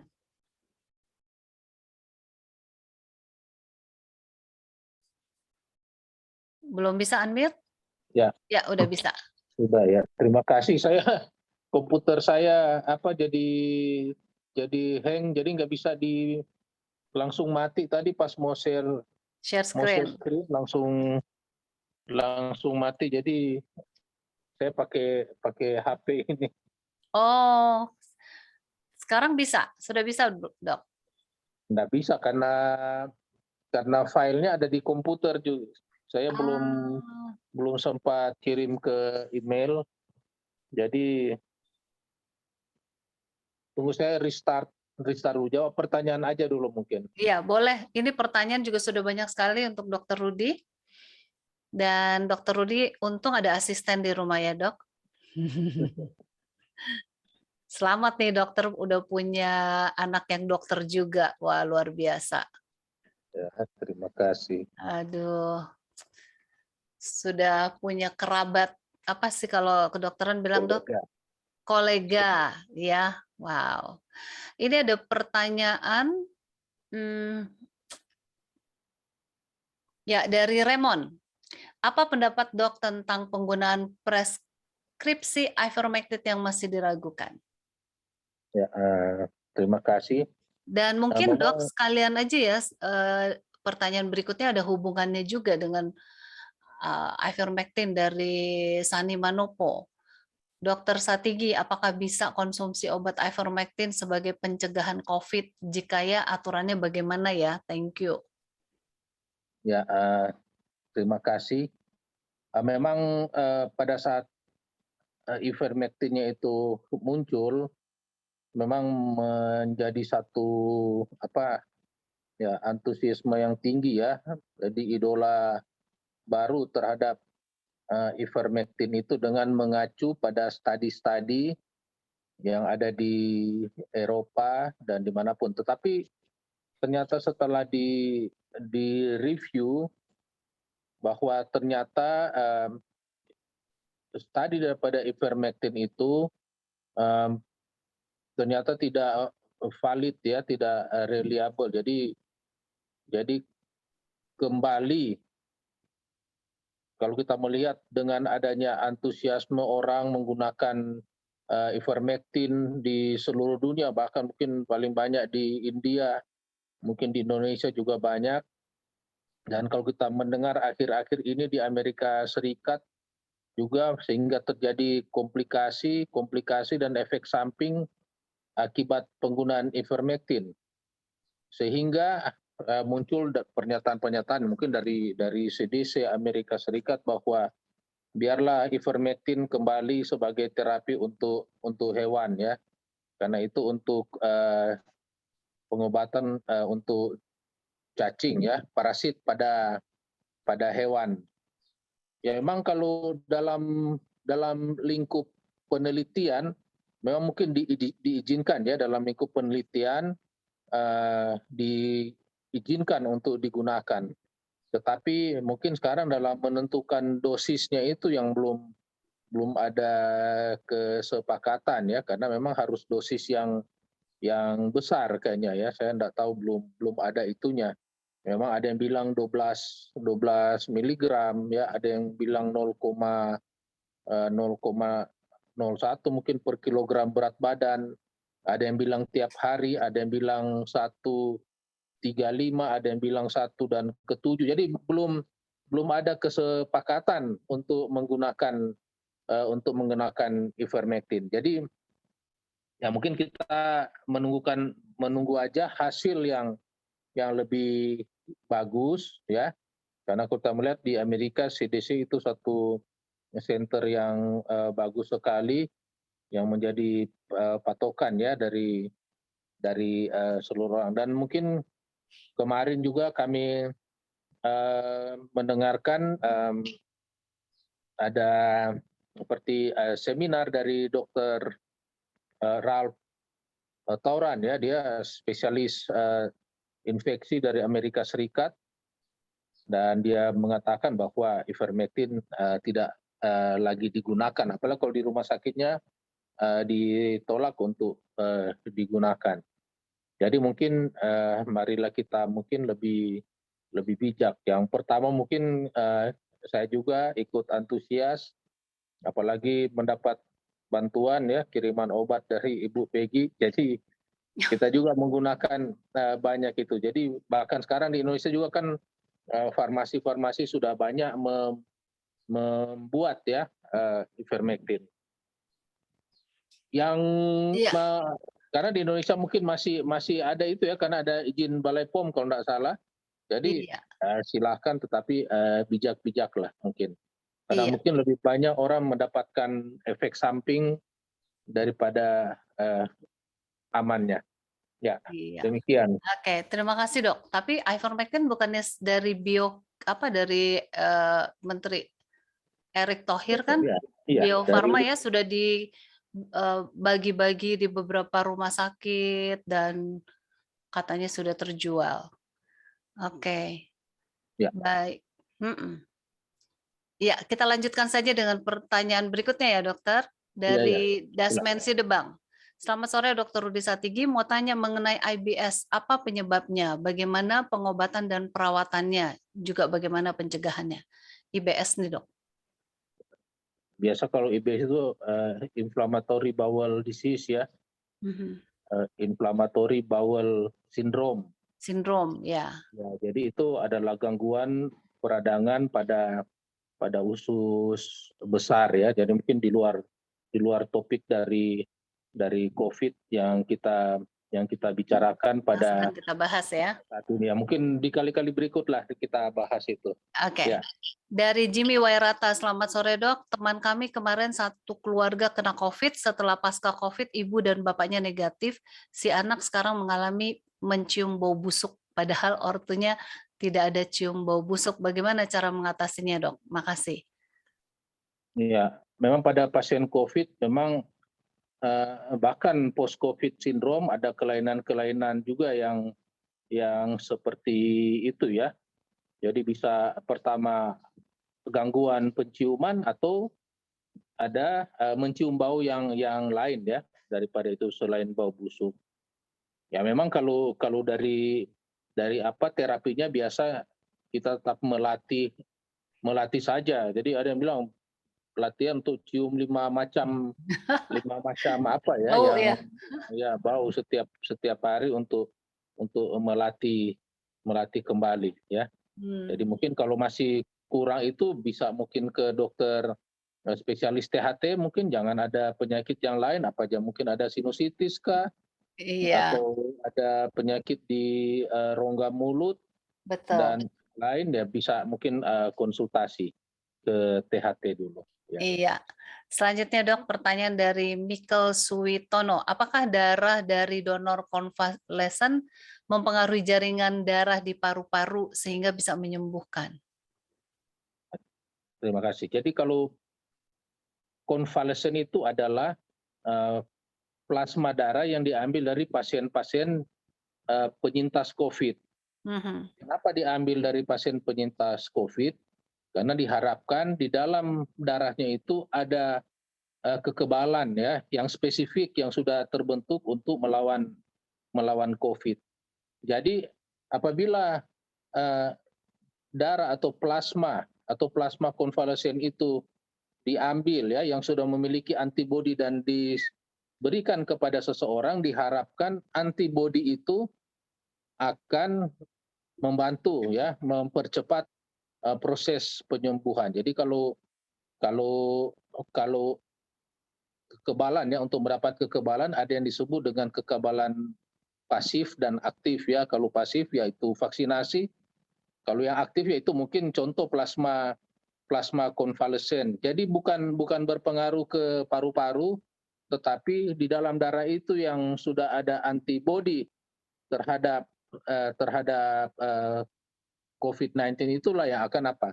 Yang akan berperan untuk mempercepat proses penyembuhannya. Oke. Ya. Iya, selanjutnya dari Rosinta Setiadi. Setelah vaksin kedua, berapa bulan diperbolehkan vaksin ketiga? Apakah vaksin ketiga itu diperlukan atau tidak? Ya, terima kasih. Jadi untuk vaksin berikut ya, vaksin ketiga ada dua istilah yang mereka gunakan ya, penambahan vaksinasi atau booster. Ya biasa kalau pada orang-orang dengan gangguan sistem imun yang berat, biasa terjadi gangguan dalam proses pembentukan sistem imun. Maka mereka mengacu pada penambahan dosis ya, karena belum maksimal daya tahan tubuh atau kekebalan yang timbul. Tetapi kalau booster adalah orang yang sudah divaksinasi, sudah timbul kekebalan tubuhnya, tetapi kemudian oleh proses waktu maka kekebalannya itu berkurang lagi. Makanya ada ide untuk apa? Untuk booster. Dan booster itu rata-rata sekarang disarankan setelah 6 bulan karena dari studi penelitian setelah 6 bulan setelah vaksinasi kedua maka sistem kekebalan itu menjadi berkurang lagi. Oke, baik. Terima kasih dok. Kembali pertanyaan selanjutnya dari Grace Halim. Sore dokter, D-dimer saya 1008. Apakah ini berbahaya? Bagaimana cara menormalkannya kembali? Secara umum saya tidak minum obat apa-apa selama ini selain suplemen biasa seperti vitamin C dan D dan lain-lain. Ya, D-dimer yang tinggi adalah jadi itu sudah 2 kali lipat dari nilai normalnya ya. Normal itu sampai 500. Jadi kalau sudah di atas 1000 sudah tinggi. Apabila masih positif COVID ataupun bukan positif COVID, maka itu harus apa? Harus diberikan pengobatan pencegahan untuk mencegah terjadinya akibat daripada penggumpalan darah itu. Misalnya penyumbatan pembuluh darah ya, misalnya pembuluh darah di jantung, di paru-paru, di otak, dan tadi ditanya ya sakit ginjal ya. Jadi kalau dia kena ke ginjal bisa jadi juga satu keadaan terjadi penyakit ginjal kronik. Jadi harus ada terapi pencegahan untuk mencegah terjadinya penyumbatan ya akibat penggumpalan darah. Jadi harus ada pengencer darah yang digunakan. Yang biasa sih bisa menggunakan tablet, bisa menggunakan suntikan. Tergantung. Ya kalau tidak ada gejala-gejala mungkin bisa aja pakai tablet. Tapi kalau ada gejala misalnya kaki bengkak atau masih ada sesak-sesak napas, Ya mungkin harus dipakai obat yang suntikan mungkin. Oke. Ya olahraga bisa nggak Dok, lompat-lompat atau bergerak badan Ya supaya memang mesti darahnya bergerak gitu ya. Jadi harus bergerak, exercise ya. exercise ya? Bukan bukan lari-lari ya, paling jalan aja dulu, beraktivitas terus. Jadi jangan tiduran terus ya, malah itu lebih mudah membuat terjadi penyumbatan Jembatan ya? di ya. Oke, kita lanjutkan. Semoga menjawab ya jawabannya dari Dokter Rudi. Pertanyaan berikutnya dari M. Seleki. Dokter, sekitar lebih 2 minggu lalu, saya sakit, saya berasumsi itu COVID karena sekitar 1 minggu saya mengalami anosmia dan ageusia. Saya tidak swab atau PCR, tapi sekarang sudah sembuh. Puji Tuhan sudah sembuh ya. Pertanyaan saya, apakah itu COVID dan apakah saya bisa vaksin kedua tanggal 15 September ini? Terima kasih. Terima kasih. Untuk membuktikan dia COVID ya harus periksa PCR. Ya, Iya. kalau tidak ya kita tidak bisa memberikan diagnosis yang pasti ya. Biasa kalau kita mau vaksin ada pertanyaan itu, jadi ada 16 pertanyaan itu kan yang ditanyakan. Pertama, mungkin apakah ada riwayat batuk pilek dalam 1 minggu. Dalam 1 minggu kalau ya sudah tidak bisa divaksin, ditunda dulu. Jadi biasa nanti akan di screening di sana. Tapi kalau sudah oke, sudah sembuh, ya tidak ada pemeriksaan ya paling divaksin gitu ya. Karena dia pun penyintas COVID tidak akan apa-apa ya divaksin gitu ya. Karena ya mungkin bisa menambah malah daya tahan untuk kekebalannya itu. Oke. Semoga menjawab ya. Dari Linda Rumanau, dokter, kalau orang dengan penyakit emfisema apakah boleh divaksin? Nah, jadi emfisema itu bisa termasuk penyakit COPD ya. Jadi emfisema, bronkitis kronis itu bisa termasuk dalam PPOK atau COPD. Bahasa Indonesia PPOK. PPOK. Penyakit paru obstruktif kronik. Recording in progress. Ya, sudah jadi komputernya nih. Oh, oke. Baik. Ya. Tapi Dok, ini bisa jawab dulu, banyak sekali nih pertanyaannya. Ya. Jadi kalau tidak ada gejala, ya, maka bisa divaksin. Oke.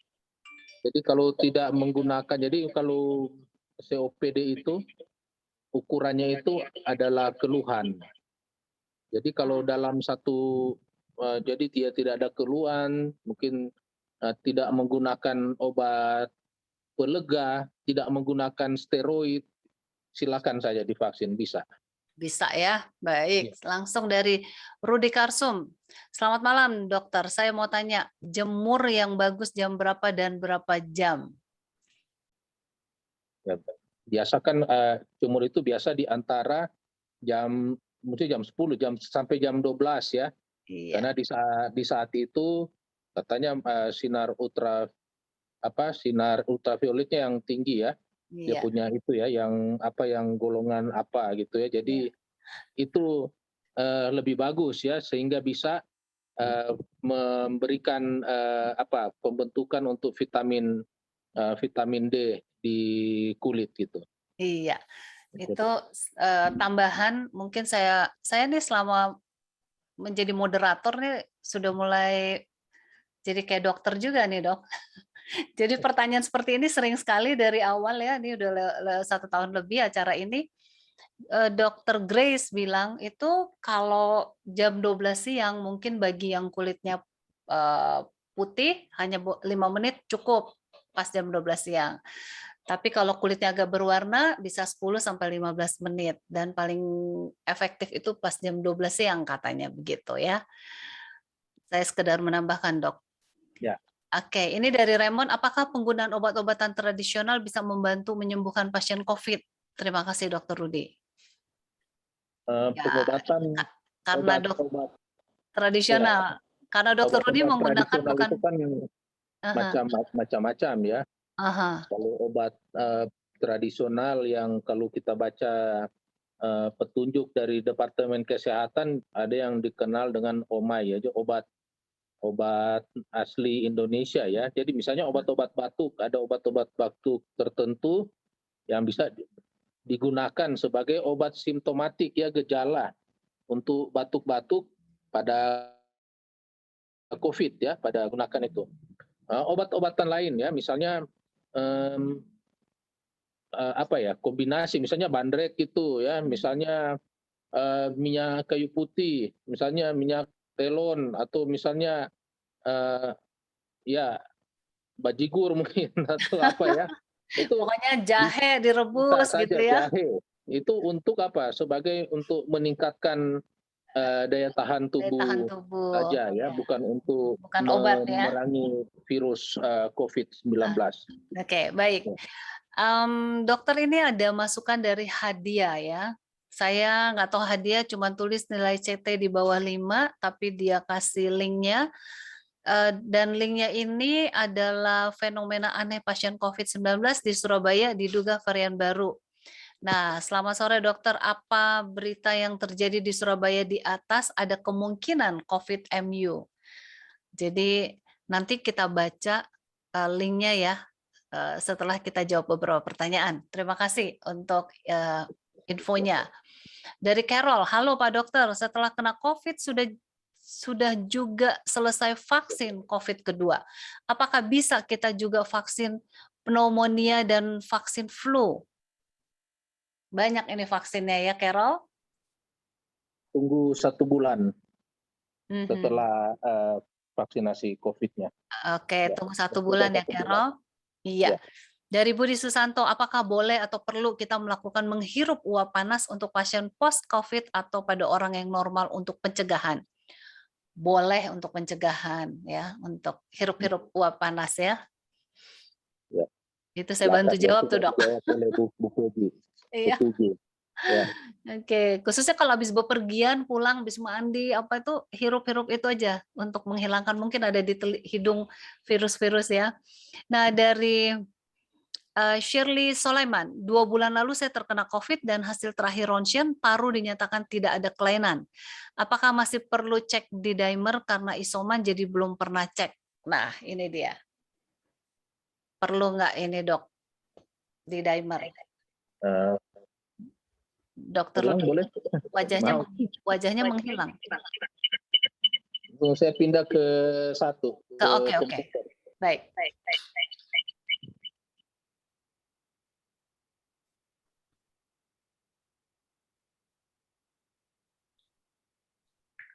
Ya. Oke, yang 1 suaranya dimatikan, Dok, supaya tidak. Oh, 1 ditutup aja ya. Iya, ditutup aja. Dokternya hilang. Kalau dokter hilang, Dokter Rudi hilang, nih Dokter Herman lagi nih, Dok. Iya, Dokter Rudinya tolong di ini, Pak Joko. Yang satunya, oke, mana ya? Galeri, kita ke galeri. Iya, bagi saudara-saudara yang mau bertanya, silakan tuliskan pertanyaannya di chat. Mana ini Dokter Rudinya hilang lagi ya? Oke, iya. Tolong di-unmute, Dok.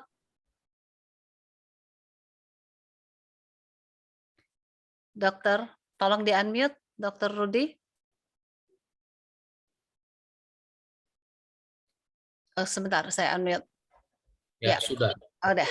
Oke, jadi pertanyaan terakhir dari Shirley Sulaiman. Jadi 2 bulan lalu terkena COVID dan hasil terakhir ronsen paru-paru dinyatakan tidak ada kelainan, puji Tuhan ya. Apa masih perlu cek di dimer? Kalau isoman jadi belum pernah cek. Karena dia isoman jadi dia belum pernah cek. Perlu nggak di dimernya?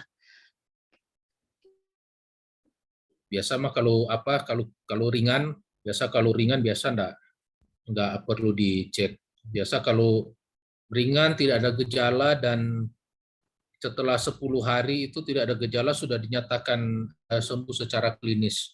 Jadi tidak perlu ya. memerlukan pemeriksaan lab, tidak memerlukan pemeriksaan X-ray, tidak memerlukan terapi. Jadi kecuali dia ada gejala, jadi jadi cepat capek, jadi demam atau batuk-batuk, sesak napas, baru kemudian diperiksa. Baik, baik. Dokter akan presentasi tentang varian baru MU. Akan share screen. Ya, saya coba ya. Ya.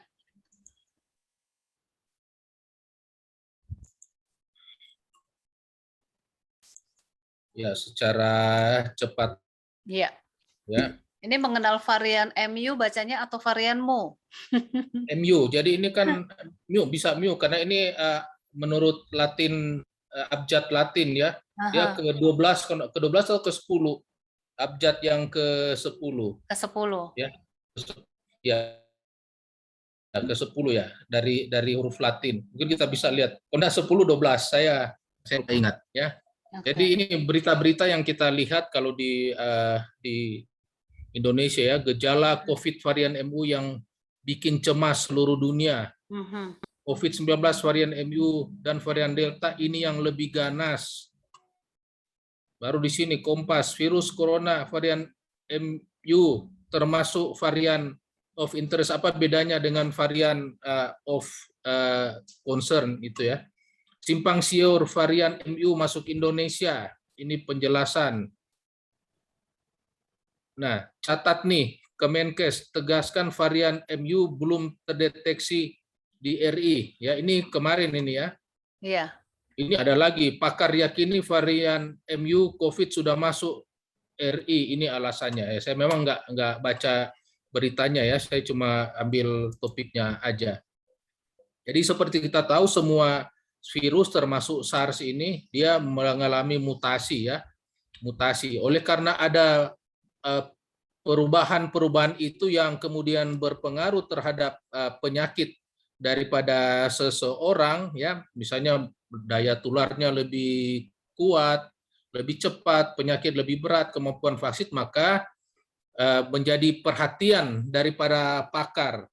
Itulah sebabnya WHO bekerja sama dengan pihak-pihak lain ya, para ahli-ahli, para badan nasional, institusi, para peneliti untuk memonitor evolusi daripada penyakit Januari 2020.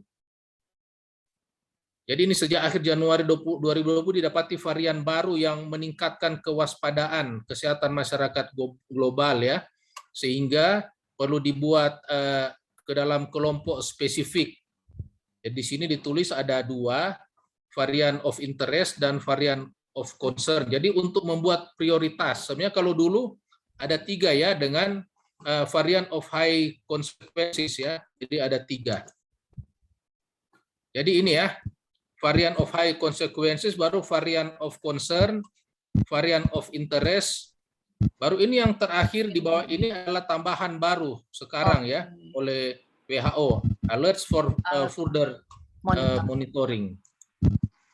Ya, ini adalah baru, ini varian of high consequence, mungkin akan hilang karena tidak ada itu ya sampai sekarang. Jadi kalau dari bawah ke atas ini semakin ke atas ini semakin bahaya ya virusnya. Jadi tidak ada kasus kalau yang high consequence. Kalau yang varian of concern ini yang kita kenal semua, alpha, beta, gamma, delta. Ya, ini varian of concern yang beredar ya, yang sekarang yang lagi mewabah ke seluruh dunia ya. Kemudian varian of interest. Kalau interest ini ini ada eta, iota, kappa, lambda, mu, ini yang baru sekarang ya, yang ada dan yang akan kita bahas ya. Sedangkan alert for further monitoring ya, ini dalam pemantauan ketat juga apakah dia akan naik menjadi varian of interest atau bagaimana. Ya biasa varian of interest akan naik ke atas kalau dia memenuhi kriteria yang sudah ditetapkan. Ya, jadi ini MU yang akan kita bahas. Jadi MU ini varian ini dikenal juga sebagai garis keturunan dari B1621 ya. Jadi kalau ada penamaan dari ini ya, MU ini dari WHO Kalau ini mungkin dari Pango Line ya, atau FUI 21 JUL-1. Ini pertama kali sebenarnya terdeteksi di Kolombia pada Januari 2021 dan ditetapkan oleh WHO menjadi varian of interest ya, minat pada 30 Agustus 2021. Jadi masih baru saja ya. Wabah varian MU dilaporkan terjadi di Amerika Selatan, Eropa, dan telah terdeteksi di lebih dari 39 negara di dunia. Dan WHO menganggap layak untuk pemantauan khusus, tetapi masih kurang dari ancaman potensial daripada strain Delta atau Alpha. Jadi memang sudah mulai banyak, tetapi pemantauan untuk ancaman yang potensial ya. Jadi belum sehingga masih dimasukkan ke dalam varian of interest. Dan kalau kita melihat sini angka kesakitan daripada varian ini telah menurun juga di dunia ini kurang dari 1% saja. Tetapi mengingat prevalensi di Kolombia, Ekuador yang masih meningkat secara konsisten, maka perlu pemantauan. Ini berita-berita yang saya dapat di Jepang, tanggal 2 September ada kasus pertama, kemudian di Taiwan juga pada tanggal 3 September ya sudah ada kasus, kemudian di Korea Selatan juga 4 September sudah ada kasus ya, bersama-sama dengan di Hong Kong. Dan kalau kita melihat ini jumlah kasus COVID-19 varian MU. Jadi ini dari seluruh dunia. Amerika Serikat paling tinggi ya, menurut G8 itu 2.400-an kasus. Di Kolombia sendiri sebagai asal daripada MU ini baru 1.041, dan kalau kita melihat urutan selanjutnya Spanyol, Meksiko, Chili, dan seterusnya. Dan tidak ada data dari ini dari WHO, dari Indonesia belum masuk. Tapi kalau kita melihat di Asia ya Selatan, Asia Timur ya, mungkin Selatan sudah ada Hong Kong, ada Jepang di sini yang sudah masuk ya, ada Korea Selatan, ada Taiwan. Nah, jadi masih udah dekat-dekat dengan Indonesia. Kalau penerbangannya dibuka mungkin ya bisa saja masuk lagi ke Indonesia. Jadi ini kalau kita melihat ini data di Amerika Serikat dari bulan Mei ke bulan September ya, tanggal 4 ini yang paling, kalau dari bulan Mei itu paling banyak sebenarnya varian B117, ini varian Amerika Serikat ya, Alpha. Ya, varian dari Inggris. Kemudian ini Delta 1617. Tapi kalau kita melihat seiring waktu berjalan, malah ini B117 sudah hampir hilang. Ya, kalau kita melihat ini ya, ini varian Delta ini di Amerika Serikat sudah 9,99%. Ini cuma 0,1%. Jangan-jangan tidak jalan. Halo? Oh? Ya dok, bisa. Tadi agak goyang sedikit suaranya. Saya pikir saya nggak jalan terus sudah doa gitu. Enggak, itu ada yang buka kamera, rupanya dia ikut dua. Oke, ya. Ini sekarang pertanyaan, seberapa parahkah varian MU itu? Jadi ini di varian MU ini dia memiliki mutasi di P681H. Jadi mutasi di varian MU ini biasa ada juga di alpha ya, di alpha yang menjadi varian of concern itu. Jadi adanya mutasi ini menyebabkan virus MU ini berpotensi untuk meningkatkan transmisi yang cepat. Jadi daya tularnya yang tinggi ya katanya, tapi dalam pelacakan. Tetapi kalau kita melihat secara global tadi angka penyebarannya, transmisinya sudah kurang dari 0,1%. Jadi kita tidak perlu khawatir, kita tidak perlu cemas. Kemudian selain ini mutasi P681H, dia juga memiliki mutasi E48K dan K417N. Nah, ini sama seperti beta ya, varian beta yang dari Amerika Serikat. Jadi adanya mutasi ini membuat varian ini mampu menghindari antibodi terhadap virus corona. Jadi kalau kita sudah divaksin, dia bisa tembus. Jadi bisa kena juga kepada orang yang sudah divaksin. Tetapi dari penelitian vaksin Pfizer masih lebih unggul ya, jadi masih bisa mencegah terjadinya varian MU ini. Jadi dia juga memiliki mutasi lain yaitu R346K dan Y144T. Itu yang konsekuensinya belum diketahui. Jadi perlu pengamatan lebih lanjut. Jadi sebenarnya ini baru mulai, tetapi kemudian sudah menurun kembali. Jadi kita tidak perlu khawatir. Ya. Bagaimana dengan gejala daripada varian MU ini? Jadi sama saja ya gejalanya dengan sebagian besar varian, gejala COVID-nya sama saja ya. Ini ya daftarnya. Demam, kedinginan, batuk, sesak, kelelahan, nyeri otot, sakit kepala, hidung tersumbat, mual, muntah, diare ya. Dan beberapa varian dapat menyebabkan lebih banyak orang sakit dan mati. Misalnya varian Alpha dan varian Delta. Jadi di varian MU ini belum ada yang seperti seperti Alpha dan Delta ini. Jadi kita tidak perlu khawatir. Terapi masih sama. Jadi tidak perlu khawatir saja. Itu sedikit info tentang varian MU. Oke, terima kasih banyak nih dok. Pastinya bakal banyak pertanyaan tentang varian MU ini, tapi kita bersyukur karena belum banyak ya di Indonesia, bahkan tadi tidak ada nama Indonesia ya. Namun kita harus siap-siap karena kalau begitu datang virus itu serangannya cepat sekali ya. Dari sekarang kita masih bicara begini nggak ada, tiba-tiba besok lusa sudah dengan cepat. Itu sebabnya diharapkan semua vaksin ya. Semua vaksin. Dok, ini satu pertanyaan ya sebelum Dokter Rudi ini lagi ya, freeze lagi. Ya, nah itu lagi hanging lagi nih. Oke, hang lagi ya. Oke, baik. Ada 2 pertanyaan di chat nih dok.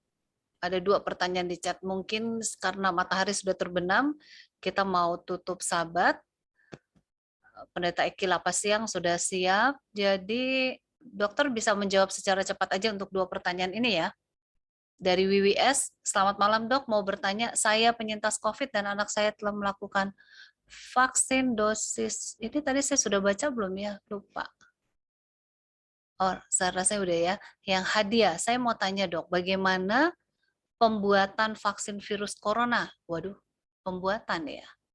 Karena kemarin saya dengar berita di TV bahwa vaksin Moderna di Jepang sempat ditemukan kontaminasi sehingga pihak Jepang minta pihak Moderna untuk menarik kembali. Mungkin cara pembuatannya dokternya hilang lagi. Baik, dokter Rudi hilang lagi dan saya akan masuk kepada sesi berikutnya yaitu motivasi rohani karena matahari sudah terbenam. Jadi terima kasih kepada Dr. Herman Siregar, juga Dr. Rudi Satigi untuk dedikasinya tadi memberikan banyak info. Mungkin kalau ada waktu setelah motivasi rohani, boleh kita sambung ya kalau ada waktu ya. Kami panggilkan Pendeta Melki Lapas Siang. Iya, selamat sahabat Pendeta, nggak apa-apa ini kita masih bilang selamat sahabat. Boleh di-unmute Pendeta Melki? Iya. Selamat. Aman sahabat, senang kita bisa ketemu lagi ya, walaupun di room ini. Iya. Iya, sekarang waktunya matahari sudah terbenam, sudah maghrib, kita akan menyatukan hati untuk mendengarkan motivasi rohani yang akan disampaikan oleh Pendeta Melki Lapas Siang. Kami persilakan Pendeta, nanti setelah selesai langsung doa tutup, doa berkat. Iya. Baik. Judulnya bagus sekali ya, besar tapi kecil. Wah. Baik. Baik, terima kasih Bu Peggy. Selamat sahabat dan selamat sore. Shalom untuk kita semua. Pada kesempatan ini saya ingin membagikan sedikit dari firman Tuhan, dan sebelumnya mari kita berdoa bersama-sama. Bapa kami di sorga, kami mohon kuasa Tuhan menuntun kami untuk menerima berkat dan melalui pelajaran firman Tuhan. Roh Kudus menguasai kami untuk boleh mengerti dan mendapatkan berkat melaluinya. Dalam nama Yesus Kristus kami berdoa. Amin.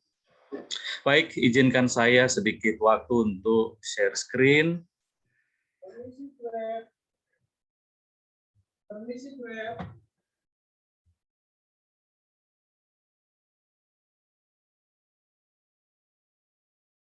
Baik, saudara-saudara sekalian, judul firman kita pada Sabat ini adalah besar tapi kecil. Jadi seperti apa ini ya, saudara-saudara? Besar tapi kecil. Tetapi saya bisa balik, kecil tapi besar. Nah, ini yang boleh menjadi renungan kita pada penutupan hari Sabat ini.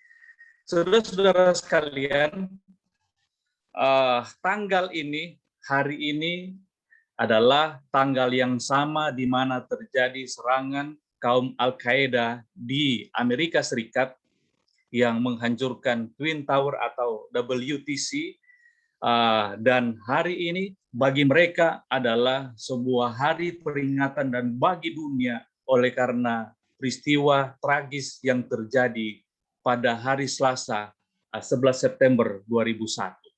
Saudara-saudara sekalian, dunia terfokus kepada peristiwa yang mengguncang pada waktu itu. Dan bagaimana peristiwa ini terjadi benar-benar menggusarkan hati orang-orang yang ada pada saat itu, khususnya yang berada di sekitar kejadian pada waktu WTC dihantam. Mereka harus melarikan diri, mencari tempat yang aman agar supaya terhindar dari bahaya yang sementara terjadi ketika itu.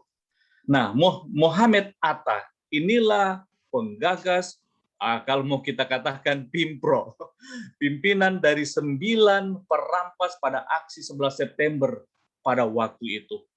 Jadi, saudara-saudara sekalian, dengan menewaskan 2.753 orang dalam aksi tersebut. Nah, saudara-saudara sekalian, dalam peristiwa ini ada banyak orang-orang yang datang coba untuk membantu menyelamatkan korban-korban berada di reruntuhan gedung WTC. Dan di antaranya adalah ada Frank, ada Wallace Crowther, kemudian ada Stephen Siller. Bahkan orang-orang ini mereka memberikan tenaga mereka untuk menolong orang-orang yang sementara berada dalam bahaya. Dan dalam sejarah catatan menyebutkan bahwa mereka ini menolong banyak orang, tetapi mereka harus mati di tengah-tengah reruntuhan WTC. Saudara-saudara sekalian, ini hanya sekedar sedikit kisah tentang peristiwa yang terjadi. Ada orang-orang yang berusaha untuk menolong orang lain yang sedang berada dalam bahaya. Dan hari ini, dari melalui program ini tentunya dari pelajaran-pelajaran, dari arahan-arahan, dari materi-materi yang disampaikan, bukankah Ibu Peggy dan juga staf semua, para dokter, tim, mau membantu, menolong orang-orang yang sedang berada dalam ancaman oleh karena pandemi COVID-19.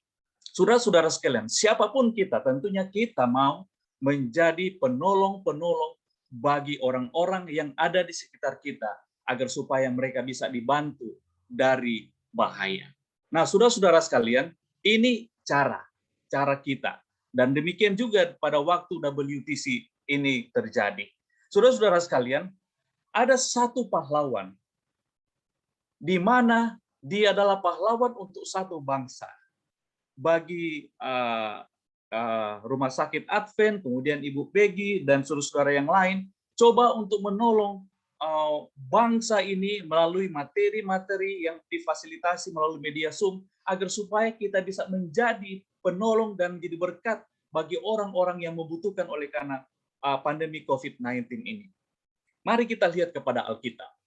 Ada seorang yang benar-benar sendiri, tetapi dia menjadi pahlawan untuk satu bangsa. Tentunya kita tahu kisah ini, ada musuh yang namanya Goliat. Ayat 24 dari 1 Samuel 17. Ketika semua orang Israel melihat orang itu, larilah mereka daripadanya dengan sangat ketakutan. Saudara-saudara, kita lihat ini, ada Goliat, dan ketika Goliat datang, maka orang Israel melihat mereka sangat ketakutan dan mereka melarikan diri. Tidak ada yang berani untuk menghadapi masalah Goliat ini. Dia datang mengganggu dan terus mengganggu. Dan orang Israel menjadi ketakutan dan melarikan diri. Nah, kita lihat alasan kenapa sampai mereka ketakutan. Kenapa sampai mereka harus melarikan diri. Ini catatan menyebutkan firman Tuhan. Israel karena pelanggaran mereka tidak memiliki kepercayaan suci kepada Tuhan yang akan memimpin mereka berperang dalam namanya. Jadi Israel memiliki pelanggaran dan tidak memiliki kepercayaan kepada Tuhan untuk memimpin mereka berperang dalam namanya. Itulah sebabnya ketika Goliat datang, mereka ketakutan dan akhirnya mereka melarikan diri. Saudara sekalian, saya ingin menyoroti ada sebuah perkataan dalam firman Tuhan tentang pagi dan petang. Dan referensi ayat-ayat ini berbicara tentang waktu-waktu doa dari bangsa Israel. Ada pagi, petang, ada siang, hari, dan ini adalah jam-jam secara reguler bangsa ini harus berdoa kepada Tuhan. Dan tentunya saudara dan saya pun, kita punya jam-jam khusus secara reguler untuk kita berdoa. Apakah itu pagi, atau apakah itu petang, atau apakah itu tengah hari, atau jam-jam khusus yang kita sendirikan. Nah, saudara-saudara sekalian, di dalam 1 Samuel pasal 17, ada catatan yang sangat penting.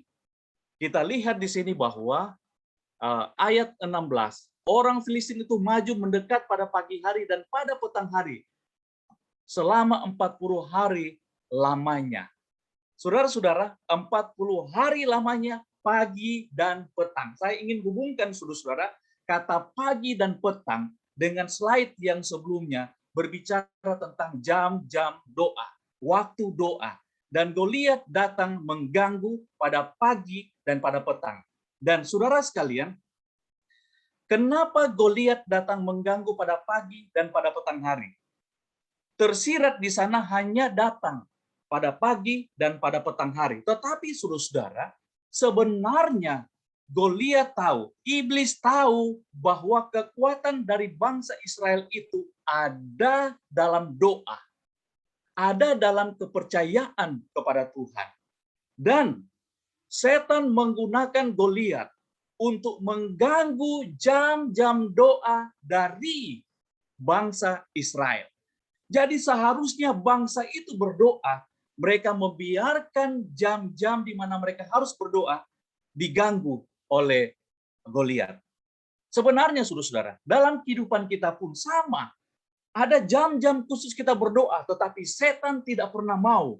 Dia coba untuk mengganggu jam-jam itu. Kenapa? Karena kekuatan kita ada di doa.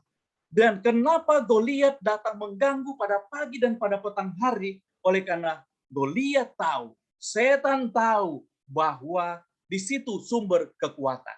Saudara-saudara sekalian, kita perhatikan di sini bahwa firman Tuhan menyebutkan dalam Patriarchs and Prophets, orang yang berdoa adalah orang yang berkuasa.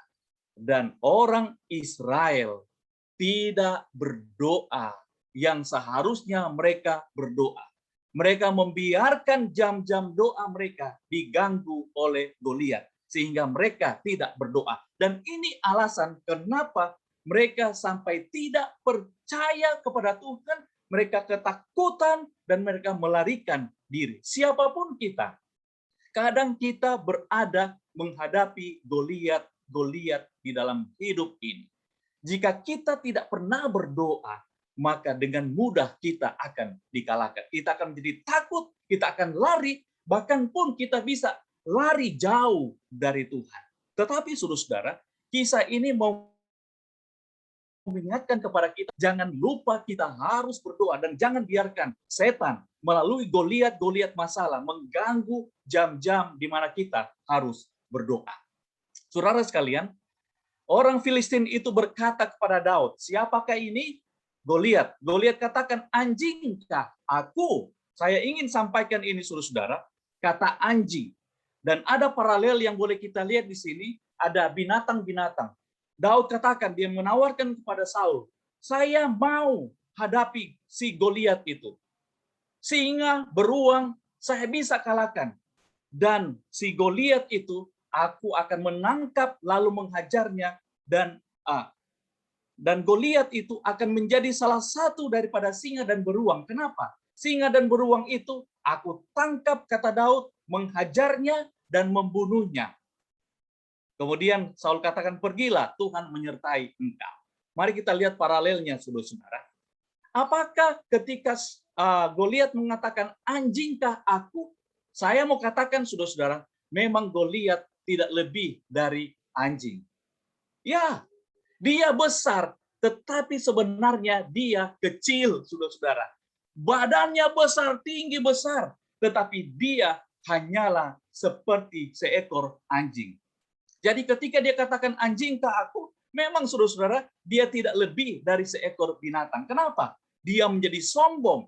Kita tahu kisah Nebukadnezar ketika dia mulai menyombongkan diri, dia menjadi seperti binatang. Dan Goliat saat dia menjadi sombong, menyepelekan orang lain, maka dia menurunkan derajat moralnya seperti anjing.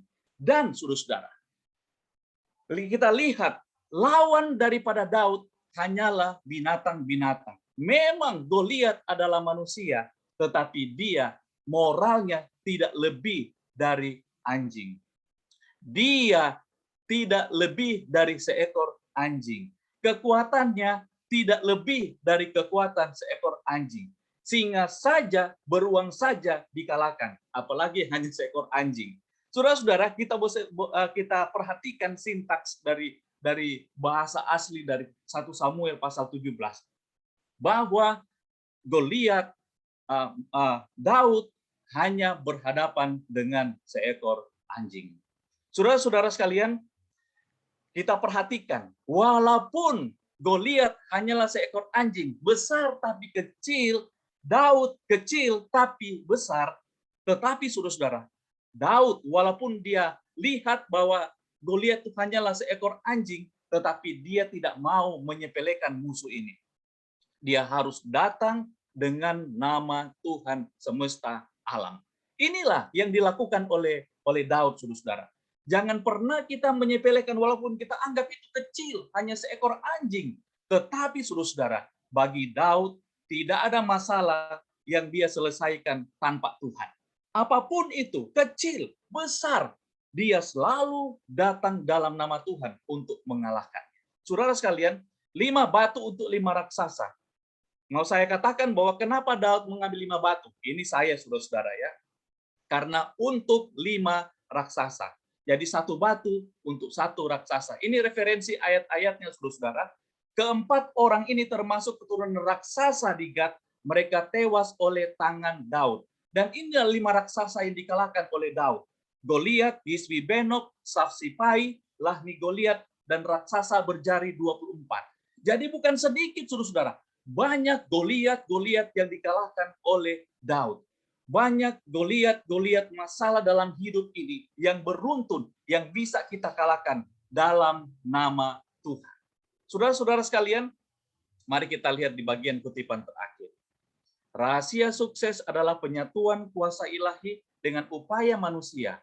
Mereka yang memperoleh sukses terbesar adalah yang bergantung secara mutlak pada lengan yang maha kuasa. Orang yang berdoa adalah orang yang berkuasa. Kita masuk pada kesimpulan, saudara-saudara, ada 3. Yang pertama adalah kita harus memiliki kepercayaan sepenuhnya kepada Tuhan, seperti Daud. Rahasia sukses adalah penyatuan kuasa ilahi dan upaya manusia. Jadi harus ada namanya ora et labora, berdoa dan bekerja, bergantung kepada Tuhan, tetapi perlu ada upaya dari manusia. Dan yang ketiga adalah orang yang berdoa adalah orang yang berkuasa. Kira-kira ini firman Tuhan yang boleh menjadi berkat bagi kita, dan mari kita tetap andalkan Tuhan untuk hari-hari yang akan datang. Ada barangkali raksasa-raksasa yang akan datang menghantam hidup kita. Tetapi seperti Daud, dia bisa kalahkan semuanya itu oleh karena dia andalkan Tuhan. Terima kasih, mari kita sama-sama berdoa. Bapa kami, Tuhan Allah di sorga, terima kasih untuk Sabat-Mu yang kudus. Kami boleh menikmati berkat-berkat indah. Kami boleh bersekutu dalam penyembahan perbaktian kami kepadamu. Tuhan yang merupakan pusat penyembahan kami. Kami memohon kiranya Tuhan akan menolong ketika kami akan memasuki minggu bekerja dan segala aktivitas kami. Kami mohon kiranya Tuhan akan menuntun kami. Kuasa-Mu akan menolong kami untuk menjadi pemenang-pemenang di dalam pertandingan iman ini. Engkau memberkati kami semua ya Tuhan. Seluruh yang sudah tergabung, para partisipan yang tergabung dalam acara ini, Tuhan akan memberkati. Terpujilah Engkau Tuhan, kami sampaikan doa dan mohonkan ini di dalam nama Yesus Kristus, Juru Selamat kami. Amin. Amin. Terima kasih Pendeta Eki Lapasiang untuk pelajaran yang sungguh luar biasa ya. Mengajak kita untuk berdoa karena orang yang berdoa memiliki kuasa. Jadi sepanjang minggu ini mari kita rajin berdoa ya. Tentukan waktu berdoa kita dan pastikan kita gunakan waktu itu dengan sebaik mungkin. Supaya kita juga dijauhkan dari virus COVID yang sekarang sedang melanda ya. Baik, terima kasih Pendeta Eki Lapasiang. Dan apakah Dr. Rudi sudah bergabung kembali? Saya pikir saya boleh berbicara dengan Pak Dr. Rudi sudah masuk ya, Dok? Ya. Bagaimana kalau dokter kita sambung khusus untuk MU ini sahabat depan, Dok? Ya bisa. Bisa ya, Maaf Dok tadi ya? soalnya Ya. nggak tahu internet di rumah putus-putus, jadi Iya. wifi-nya nggak itu jalan gitu betul. Ya. Oke, terima kasih Dok. Jadi khusus pada partisipan yang sekarang masih bergabung, pastikan sahabat depan bergabung karena khusus kita akan bahas tentang virus COVID varian baru yaitu MU ini ya. Dan bersama Dr. Rudi Satige ya. Terima kasih loh Dok. Kita akan jumpa pada minggu depan ya, sahabat depan untuk pembahasan ini, dan tentunya akan lebih luas lagi pembahasannya dari apa yang telah dipaparkan tadi. Dan boleh bertanya, banyak bertanya. Pastikan mengundang banyak teman-teman, keluarga, siapa saja yang mereka sedang isoman ya, atau mereka sedang menderita sakit dalam masa pandemi ini, susah ke rumah sakit, boleh bertanya di sini karena Anda bertanya, dokter menjawab dari Rumah Sakit Advent Bandung. Ya, pada kesempatan ini saya akan panggilkan Dr. Alvin Rantung sebagai Direktur Rumah Sakit Advent Bandung yang selalu mengayomi kami di acara ini khususnya ya, dan sangat bahagia beliau kalau banyak partisipan yang masuk. Jadi pada sore hari ini saya mengundang Dr. Alvin untuk memberikan kata-kata bahagianya, karena ketika Dr. Alvin memberikan kata-kata bahagia, 1 minggu ini kita pasti dikuatkan. Silakan Dr. Alvin. Baik, terima kasih kepada Ibu Peggy, dan bila mana hati kita gembira sebagaimana wajah Ibu Peggy yang begitu ceria dan penuh semangat, itu adalah obat yang manjur bagi kita semuanya ya. Terima kasih juga kepada hamba Tuhan Dr. Rudi Satige, teman sejawat kami, dan juga Dr. Herman Siregar ya, spesialis penyakit dalam Dr. Rudi, dan radiologi bagi Dr. Herman yang sudah membagikan pengalaman mereka yang akan sambung nanti minggu depan ya. Apapun perubahan virus segala macam kita perlu mengetahuinya, tapi kembali lagi kita memiliki kuasa Tuhan yang jauh lebih besar daripada virus itu sendiri. Yang Dia telah percayakan kepada kita, yang diciptakan menurut gambar dan rupanya untuk mengontrolnya. Oleh karena itu kita Kita perlu terus menaruh harapan kita kepada Tuhan sebagai apa yang tadi Bapak Pendeta Meki Lapasiang ya. Terima kasih sudah menyampaikan kebenaran Tuhan, memberikan kita kekuatan. Dan bagi kita semuanya sudah bergabung bersama-sama, kita bersuka cita karena kami pelayanan Rumah Sakit Advent Bandung bersama dengan pelayanan dari Ibu Peggy selalu akan menyertai kita karena kita semua peduli terhadap kesehatan dan kualitas hidup kita. Dan saya percaya ini akan menjadi berkat bagi saudara-saudara dan kita semuanya, dan pun menjadi berkat bagi orang lain yang ada di sekitar kita. Tuhan memberkati kita semuanya. Amin. Tuhan memberkati. Terima kasih Dr. Alvin. Dan sekali lagi saya mau mengucapkan terima kasih kepada Dr. Herman Siregar. Ini yang pertama ya Dok, berarti ada yang kedua dan ketiga ya, dan seterusnya. Terima kasih juga Dr. Rudi Satigi, dan terima kasih Pendeta Eki Lapasiang untuk firman Tuhan yang telah menguatkan kita. Dan kepada kita semua yang hadir, pastikan minggu depan kembali hadir dengan Zoom ID yang sama, passcode yang sama, dan jam yang sama. Kita akan membahas tentang varian virus baru MU. Jadi harus waspada, tapi tetap percaya bahwa kita pasti akan sehat-sehat saja ya. Makanya harus hidup sehat dengan banyak semangat seperti Dr. Alvin nih. Semangat terus, mau ngomong juga nggak pernah pelan, ngomongnya terus semangat. Ya, jadi sekarang boleh buka semua mikrofonnya untuk saling mengucapkan selamat minggu bekerja, juga saling menyapa dan memberikan terima kasih kepada narasumber kita pada sore hari ini. Oke, selamat minggu bekerja. Selamat minggu bekerja semuanya.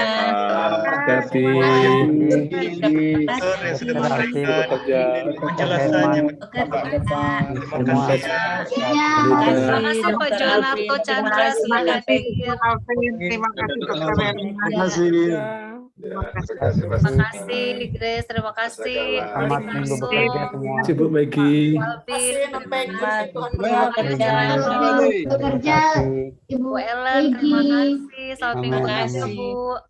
Iya. Terima kasih Ibu Peggy, selamat minggu Terima bekerja. kasih Bu Selamat minggu bekerja Peggy. Pak Gunawan, apa kabar? Terima kasih Pak Baik, Gunawan. masih dilindungi Tuhan Bu Peggy. Amin. Berdoa Bu Amin. Peggy. Hari ini Pak Gunawan nggak ada pertanyaan ya? Saudara Daniel.